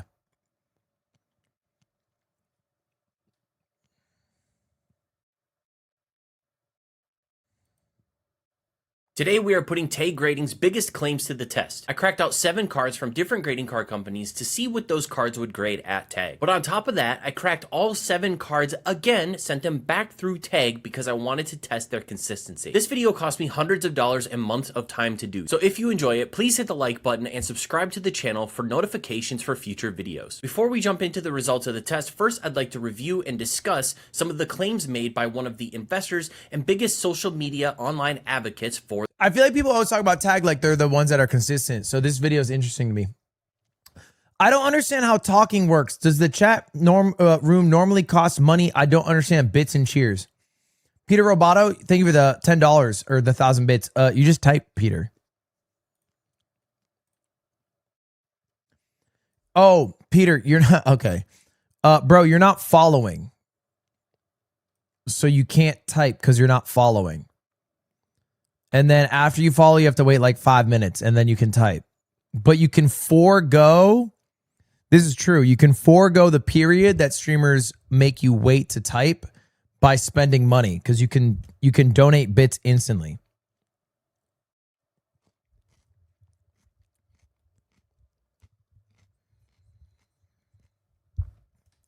Peter's trying his best. Thank you, Spirit Twists, for the prime, bro. I appreciate that. The company. I'm sure some people are. Look at Koro's video about Logan Paul. Wait, I haven't seen that one.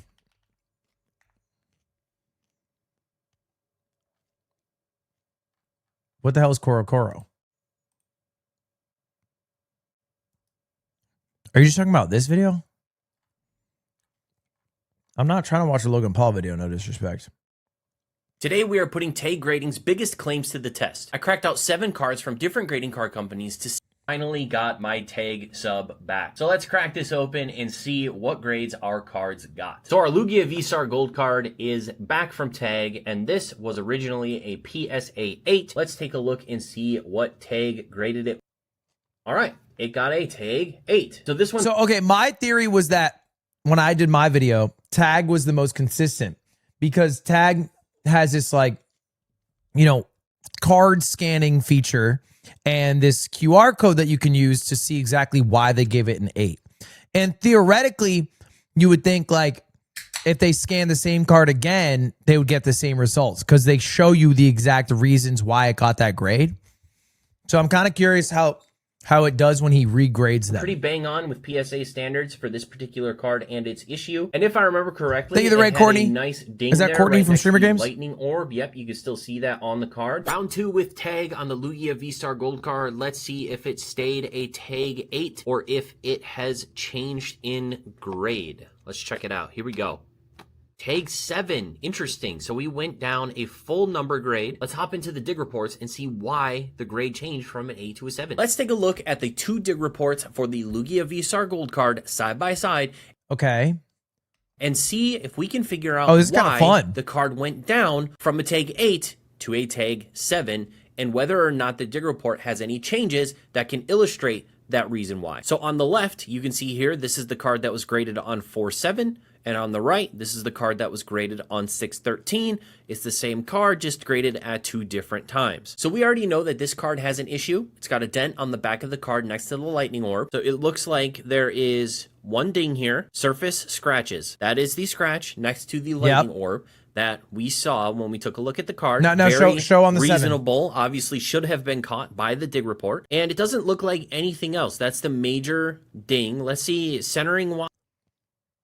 It got 1,000 on. Why does it seem like it was very 0 dings? Oh, wow. Yeah, it only got 1 ding, 1 surface ding, and then the centering's pretty good. 52-48, really 53-47. decent? 52-48, 52-48, 53-47. So it was a tiny little bit off center, but not crazy. And that looks to be the only thing that gave this card an 8. So let's take a look. The one that was graded on 6-13, that got the 7, and see if there's anything else that was pointed out in this dig report as to why the card got a full number grade decrease the second time through. Notable dings, okay. Courtney, thank you for the 5 gifted. Watch the Cades video next stream. It's so good. Yeah, I might, not probably tomorrow, but maybe Saturday. Same scratch. Caught the scratch the second time. That's good. No other dings to report. Now Okay. let's take a look at the centering and see if there was a major difference in the centering.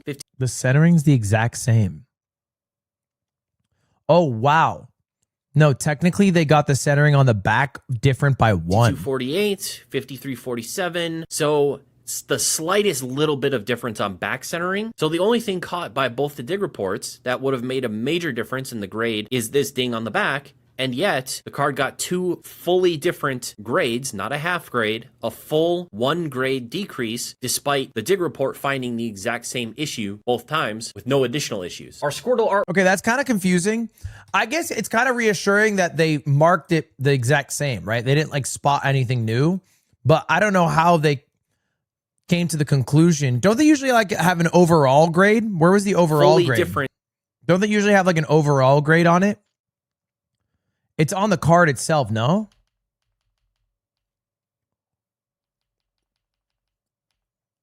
Different grades. One is back in Scores hidden. I feel like you'd need to show the score.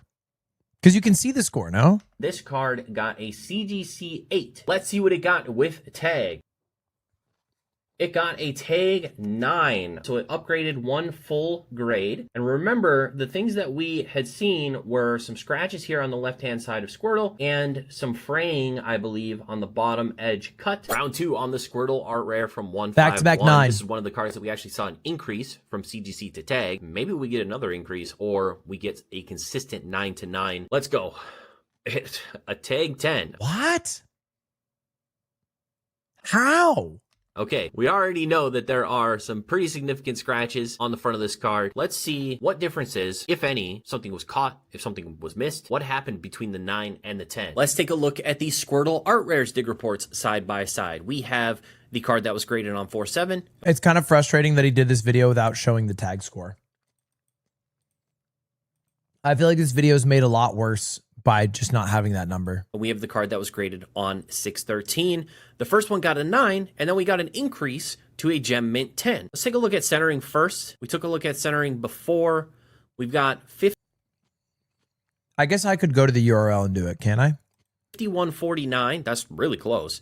52.48, 59.51, 57.43. So that is a big discrepancy in the back centering for the left to be 57 and the right to be 43. I don't see a major difference. And on these cards, it's so difficult to tell whether or not the back centering is significantly off. It does look like potentially the left is a little bit smaller than the right, maybe. Is that what we're saying here? No, we're saying that the left is significantly larger than the right? I don't know. That seems very weird to me. 25 top, 75 bottom? What? This is insane. That's 25 insane. top, 75 That's insane. bottom? That means All right, something is just completely off with this centering on the left here. That is wildly crazy. You would expect it to be But also, if it had those numbers, it would not be a 10.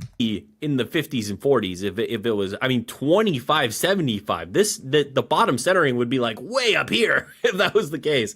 That's wild. Okay. How do you get zero surface dings? That's what I'm curious about. Crazy. Let's see if there are any dings. So apparently we have a top left surface ink defect. Okay, so it's pointing out there's little white dots here. Yeah, you can see it. You can see that was not pointed out on this dig report. And then it does have surface scratches, view, middle left. So if we take a look, where are the scratches? Exactly where I showed in the picture. So the scratches are actually shown on this one, whereas on this report, there were no dings apart from back centering and back. And Tag gave this spot the issues that we've already gone over. Let's take a look and see if Tag was able to spot the same problems. Oh no. Tag gave this card a 10. We've already gone over. We got our Mew Gold Ultra Rare card from Pokemon 151 back. And let's see what Tag gave it. PSA gave this a 6 for the issues that we've already gone over. Dude, a 6 to a 10 is crazy. Let's take a look and see if Tag was able to spot the same problems. Oh no. Tag gave this card a 10, a Gem Mint 10. That is a 4-number grade increase from our PSA 6 to a Tag 10. So the big reason why this got a 6 was some crazy dentage that was happening with almost the entire card itself. There was some major damage on the card that was not just normal warping, because normal warping is a consistent warp all the way across. Dude, this getting a 10 is insane. Damages, creases, dents, anything like that. This was not. Let's take a look. Here we go. A 5. This one, a PSA 6 to a Tag 10 to a Tag 5. All for this. You should have taken your 10 and ran, bro. You should have taken that 10 and fucking ran with it. Oh my God. Same card with the same damage. Crazy. One of the wildest roller coasters that I've personally seen so far. That's on insane. Grade differences. This started as a PSA 6. It got a Tag 10. Sent back into Tag, it got a 5. So on the left here, we have graded 4/7/2025. On the right here, we have graded 6/22/2025. Let's go down and see if we can see anything straight off the bat. So we should see a difference in left to right, because the left to right centering is obviously pretty off. The right side is significantly thicker than the left. So hopefully we will at least see a centering. Originally got a 7.5 with CGC because of that little dent that we saw on the back. Let's see what it got with Tag. Oh, another 10 on cards that have surface issues. Surface issues, dents seem to be slipping by, especially the lesser noticeable, I guess. I mean, it's noticeable to the human eye, but I don't know what's happening with these scans. That's a low grade with CGC to get a 7.5. So we've seen a PSA 6 go to a 10 and a CGC 7.5 upgrade to a 10 with Tag. So both companies coming down hard on surface, and Tag potentially not noticing it at all. Round 2 on the Magikarp art rare from Tag. It was a Tag 10. Let's see if it stays a Tag 10. Remember, there is a dent on the back. It's going to go down. It's caught the second time through, or if it stays a 10. Let's check it out.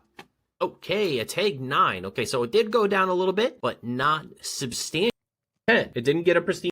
What Tag was able to give a card that got one of the highest grades in the hobby, a BGS pristine 10. All right, it got a Gem Mint 10. It didn't get a pristine 10. I'm not even really sure if you can get a pristine 10 without buying. If the grade will go down for some reason. Let's check it out. What did we get? Round 2 with Tag. Oh, we did get a pristine. It'll be interesting to hop into the dig report on this one and see if something was caught here that was. Wow. Okay. So all grading's a scam. None of the companies are fucking good at their jobs.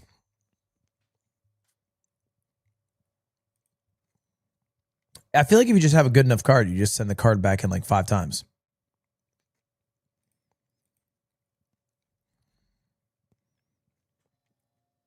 Like if it looks good and it's like a $10,000 card, if it's a 10, like just give it. Fuck it. You can take it 3 shots.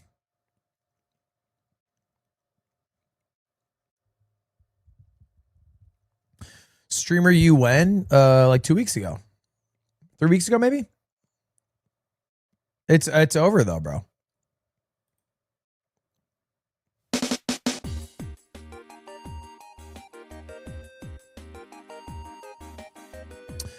All right, let's play some map tap.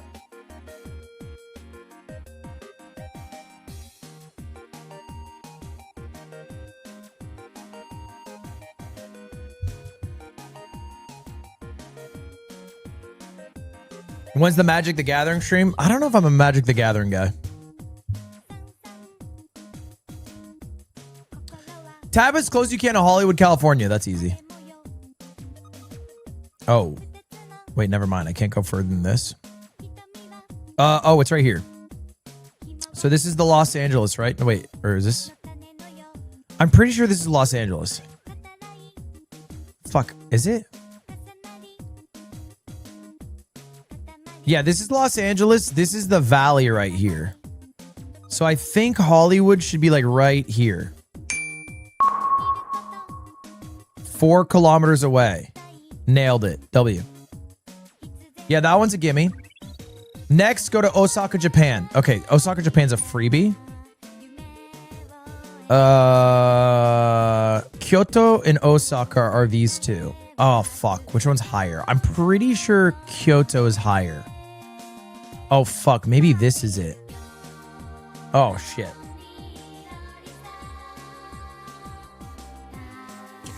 So in tip to tip, we started in Kyushu.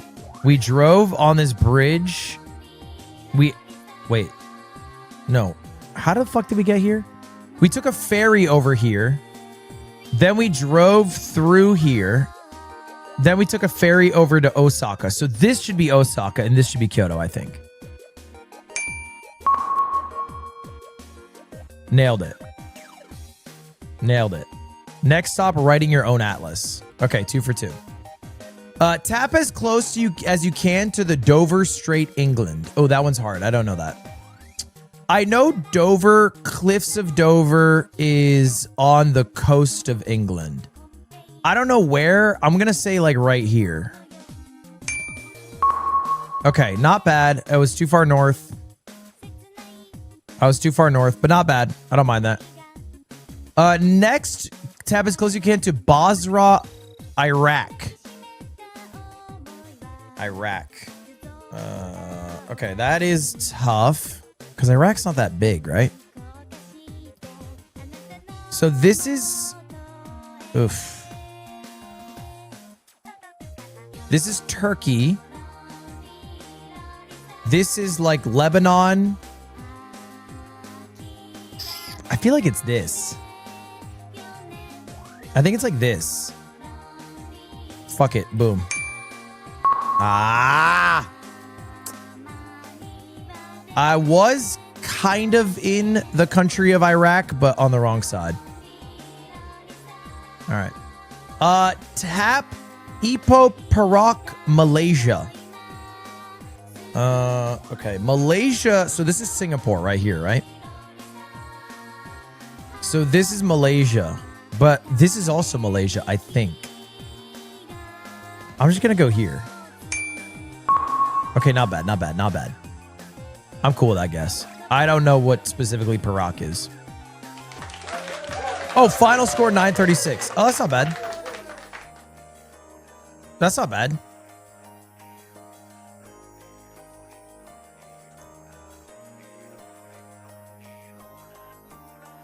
All right. Let's play half and half. Let's play cuddle. Cut the shape perfectly in half.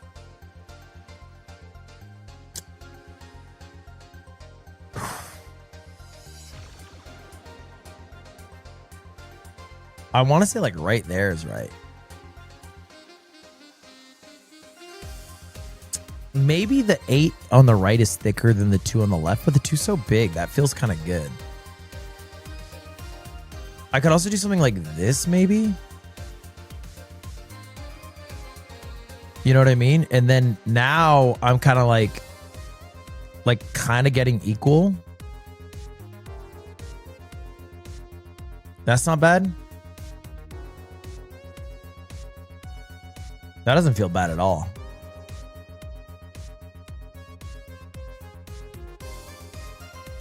$47.53. That's not bad. That's not bad. It's not great, but it's not bad.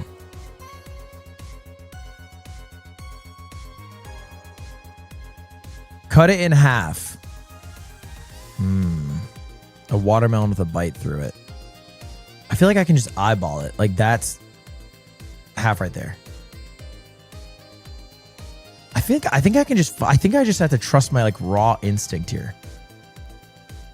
Like I can tell right there is half. Oh God, that was bad. Anything worse than 45 is like actually inting idiot level. For some reason, right here feels right. But I guess the better strat is to do this.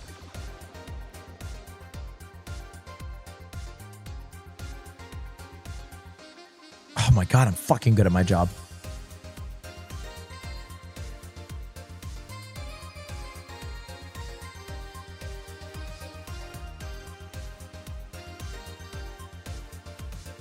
Super said you're going to play Deadlock? Yeah, I'm playing tomorrow for the first time with Connor Pants.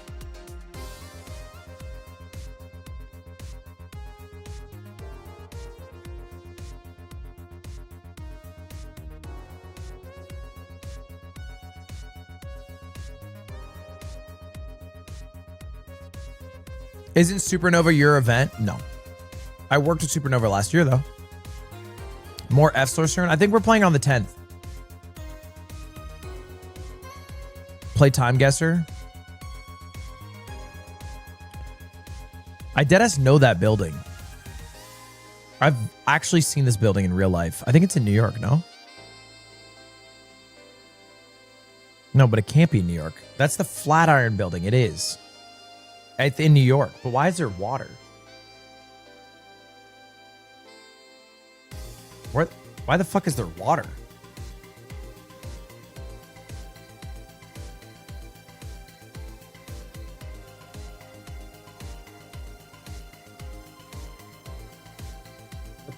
Where the hell is New York City?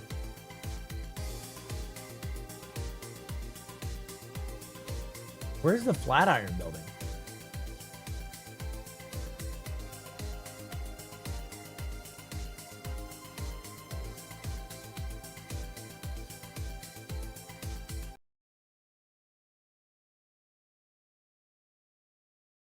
How is there water though? I'm assuming I'm like here in a lake or some shit. And I'm assuming this is like 1918. 1904 Flatiron building. Jesus.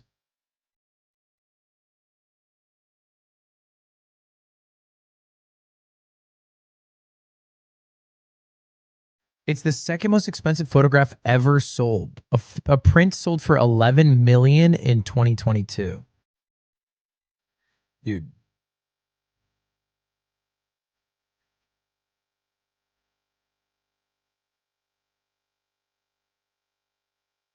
I mean, it's a good picture, but 11 mil is a little steep for me.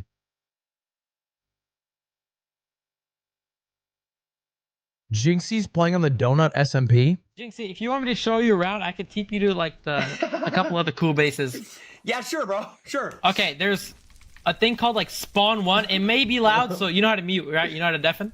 No, how do I mute the game?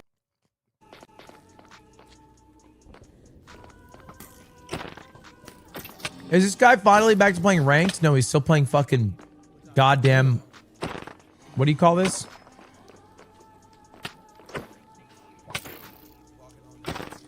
Wait, this overlay is kind of awesome.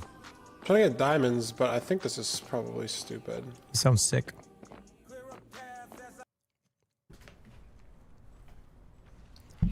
Did you hear LilyPichu is in Overwatch? Did you hear about it? Yeah, what up? Wait, aren't you live? Yeah, I heard about it, bro. Of course I heard about it. Dude, you were watching it earlier and you don't know anything about fucking Overwatch. It was kind of embarrassing, actually. The Guishin I said, who is Talon? have to stop the Talon from actually fucking- it was actually a little- infiltrating Busan, China, This guy's or not tapped Korea. in.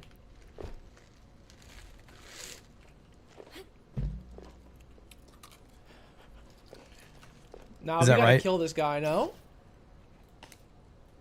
We gotta kill this guy. What the hell is this, bro? Was that close? Dun dun dun dun. Who is Super down to on the dragon here.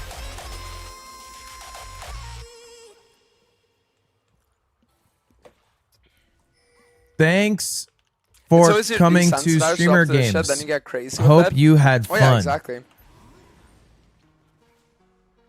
Because that's the other thing about porn is that, like, it leads to a pathway of having, like, depraved, like, fetishes and kinks, too. Because eventually, one day, the vanilla shit becomes boring. You know what I mean? Like, the vanilla shit becomes boring because you've seen so much of it that then you're like, okay, well, what else is there? You know? So then people will watch, like, shit where it's like, okay, well, first it's normal, right? Then it's, like, MILF. Then it's, like, GILF. Then it'll be, like, hardcore. You know what I mean? Yo, you guys and then know it'll be a motherfucking fucking Dome? literal Best 45 in the world. BBC gangbang with fucking, like, bukkake combo on, like, you know, it's like, dude, what the fuck? And, Kiru, having this welcome. Thank you. Thanks for coming to the Shimmer Games. Hope you had fun. Let's go, Ludwig. But yeah, no, the Shimmer Games are a ton of fun, bro. Thank you again for having me. I appreciate the invite. Yeah, no worries, dude. No worries, bro. Happy to do it, bro. Yes. I feel like Dantes' titles is always like hitting Challenger in like 4 days. And then 4 days later, it's like, didn't hit Challenger. Fuck. And then it's like 5 days locking in for real. Please, drop an bro, AK? Please, bro. Wait, behind you? Please. Oh. They Thanks, drop- man. Oh, shit. Bye, All right. You're Oh, chilling. No. do you need one? No. Yeah, I might I'm actually- chilling. I'm chilling. I'm Спасибо, cool. I'm брате. cooling. Okay. Как дела? Come on.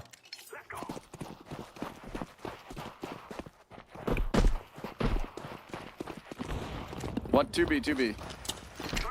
Watch out, okay. Double nade long. I don't know if I landed that molly. Flashing mid. Dude, I'm actually so stressed about playing 3, 2, CS2 again. 1, flash.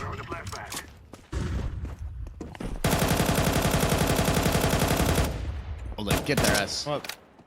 Growl. I haven't played in so long. Nice. I'm dead. Nice. In a pit.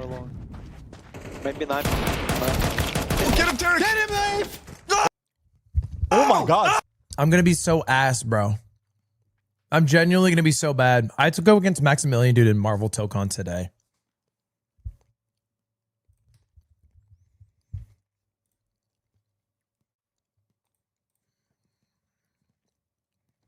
Yeah, we're going to do the God Gamer Gauntlet again, Chad. I've just been busy, bro. It's going to happen, though. It's just unfortunate because I had Streamer U, Streamer Games, like, and now we have the Lies of P Marathon next week and then the CS2 Marathon. That's fucked.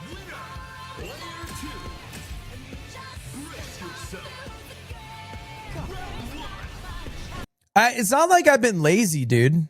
I've just been freaking busy.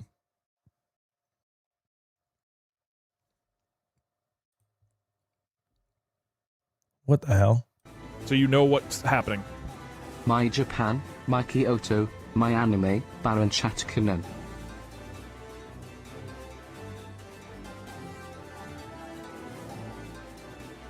Doug O is doing some random ass shit, no?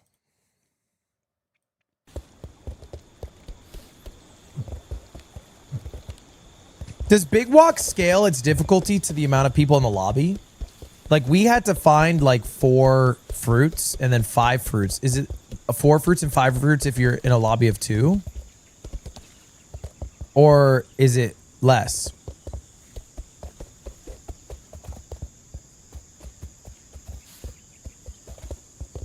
It scales up to 4. Okay. Okay. Okay, not up here. This is the worst way to go. Aren't they In case you're updating wondering. Peak literally Oh, okay. later this week? Captain, where did we go? Hey, Lud, when is the next tip gonna be? Next year? Probably like, it's usually at the same time every year. It's not like I'm, you know, changing the time a lot. What's happening in the Cineathon? Push and wait. Well, what is she gonna do? Is she gonna come through? Wait, stay with Zoil. God, Zoil's so tall. Break in. What's she gonna do, bro? I don't know why we're fucking scared. We're good, bro. That's what I'm saying. She ain't gonna do nothing. She gonna Ain't do gonna what? do shit. Why are we acting like she's a play? She's gonna sit out there, waste a stream. Leak the country? I don't even know the country yet. I'm like 80% locked on one, but I'm not gonna leak it, dude. That'd be kind of boring. I'll reveal it in due time.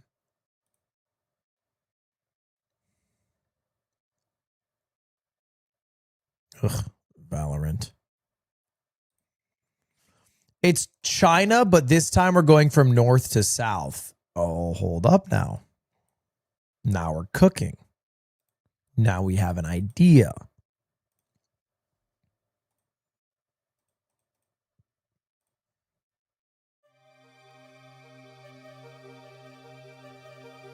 Ice Mountain Spring Water 24 pack, every bottle 23.7 fluid ounces with the spray cap. Interesting. The spray cap changes things. It's a nicer bottle. So it's kind of like a knockoff of the Poland Springs, because I feel like Poland Springs always has the spray tip. 24 pack. Less than $1 of water, no questions asked. The question is, how much more is it than a regular 24 pack of water? Because like a regular 24 pack of water, I might think is like 33 cents a bottle, maybe $8, maybe less.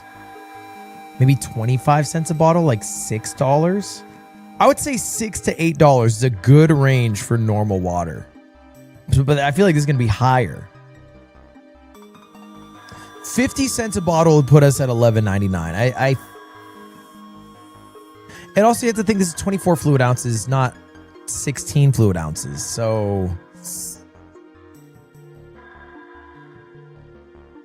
I think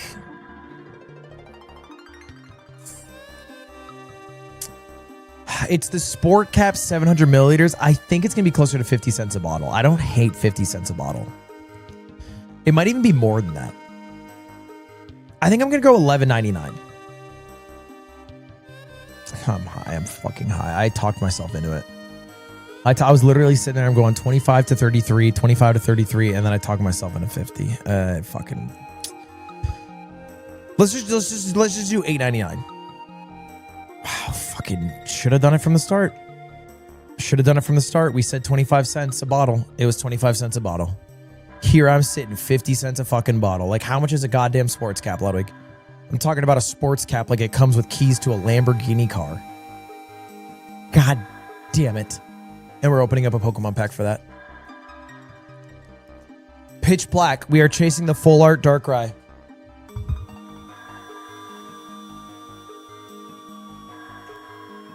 We're hoping to get a card that can afford us 24 bottles of water with the sports cap on.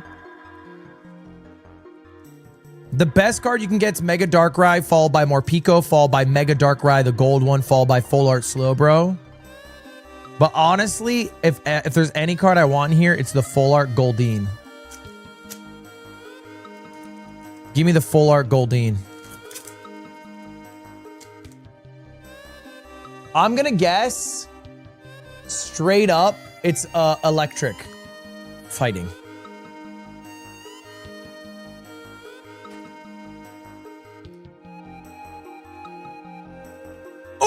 Oh!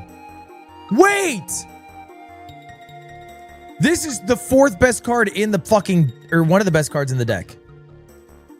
Hold up. This I'm not even playing with you. The full art Slowbro is worth 19 bucks. What a pull. What a juicy pull.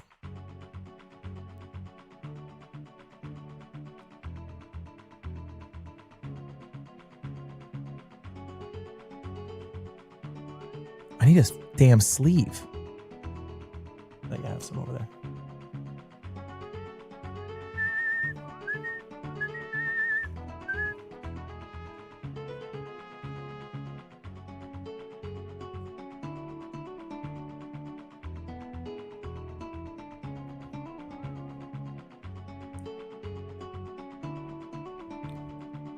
Wait, I'm actually on a tear right now. Because this card is also kind of a good pull. This card's also a good pull. This card's kind of ass. That's right though. This card's also kind of ass. And then this is my best card.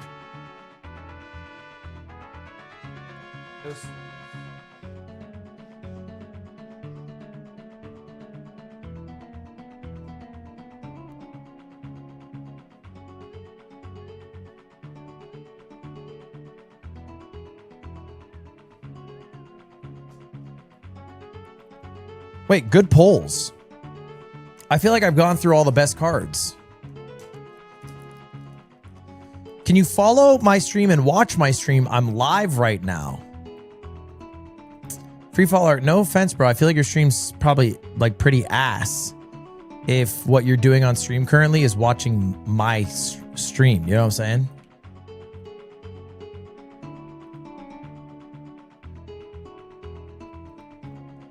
Not to say that like you're a bad streamer. It's just like if your main thing that you're doing on your stream is watching my stream, didn't we just do that?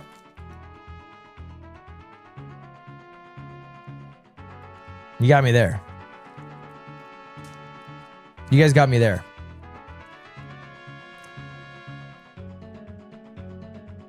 Who gives a shit though? Psychic. Oh! Fuck all y'all. Reverse foil Manectric followed by Hollow Centiscorch.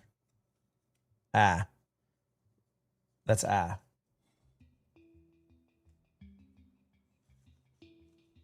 That's ah.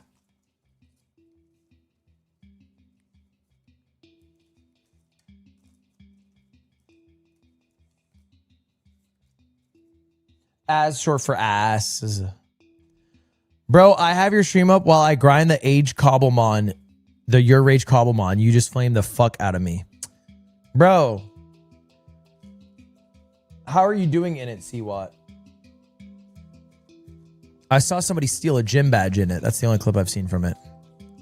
I like your shirt. Thanks, my sister got it for me.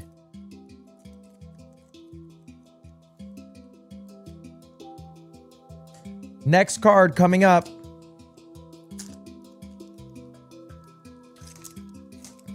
New Weefies video? I know. I can't watch it right now because I have a Marvel Tokon tournament in a bit. I'm going to guess it's Grass.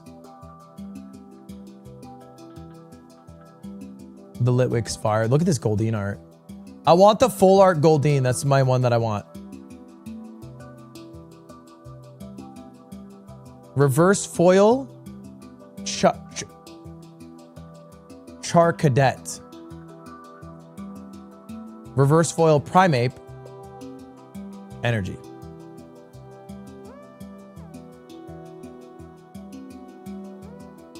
Dude, this is genuinely how like 90% of Pink Floyd songs start. Hey, Lud, I'm a cameraman currently sending out my application to a few different streamers, and I'm wondering what you would recommend to get a good partnership. Sitting on my application. I don't know. I feel like streamers are too lazy to read an application. You know what I'm saying?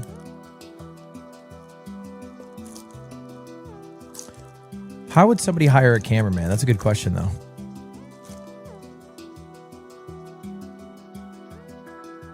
I'm going to guess metal. Nailed it again.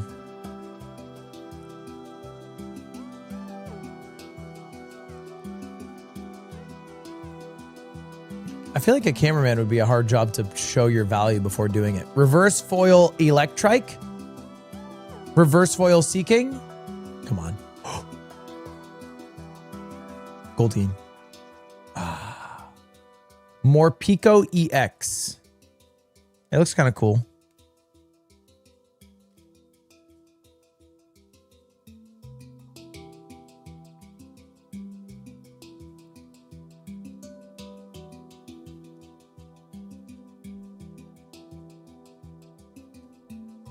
What set are we opening? It's the brand new Pitch Black set from Pokemon. What makes a valuable cameraman? Probably living near the area of the streamer that they would work with, and then just being on call, and then having some like some proof of like having done the job before. I'm gonna guess water. Fire. Oh, I like that.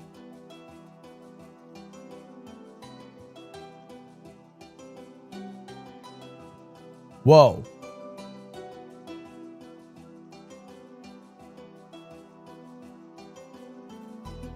I already have that one. That's a dupe. What up, Yingo?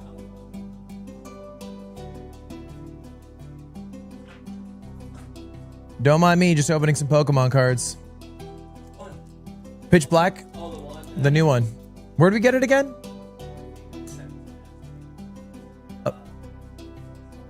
A fan sent it as a sorry? Oh, yeah. Yeah, that makes sense.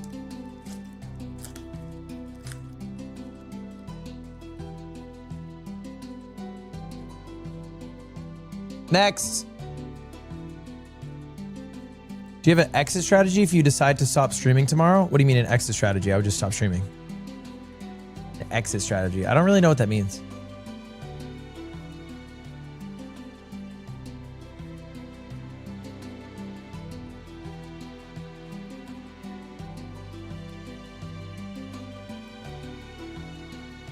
What is this?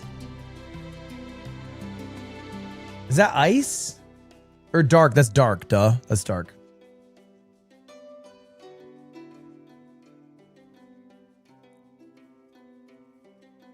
In terms of your employees, well, I probably wouldn't start or stop streaming overnight because I think that'd be a little hard for everyone. Hold up. Shieldin? Koraiden? Whoa. Mega Chandelure EX. Hold up. Is that a poll? Oh, wait, that's actually a fucking... Oh, it's not the full art. The full art's a crazy poll. This one is worth $2.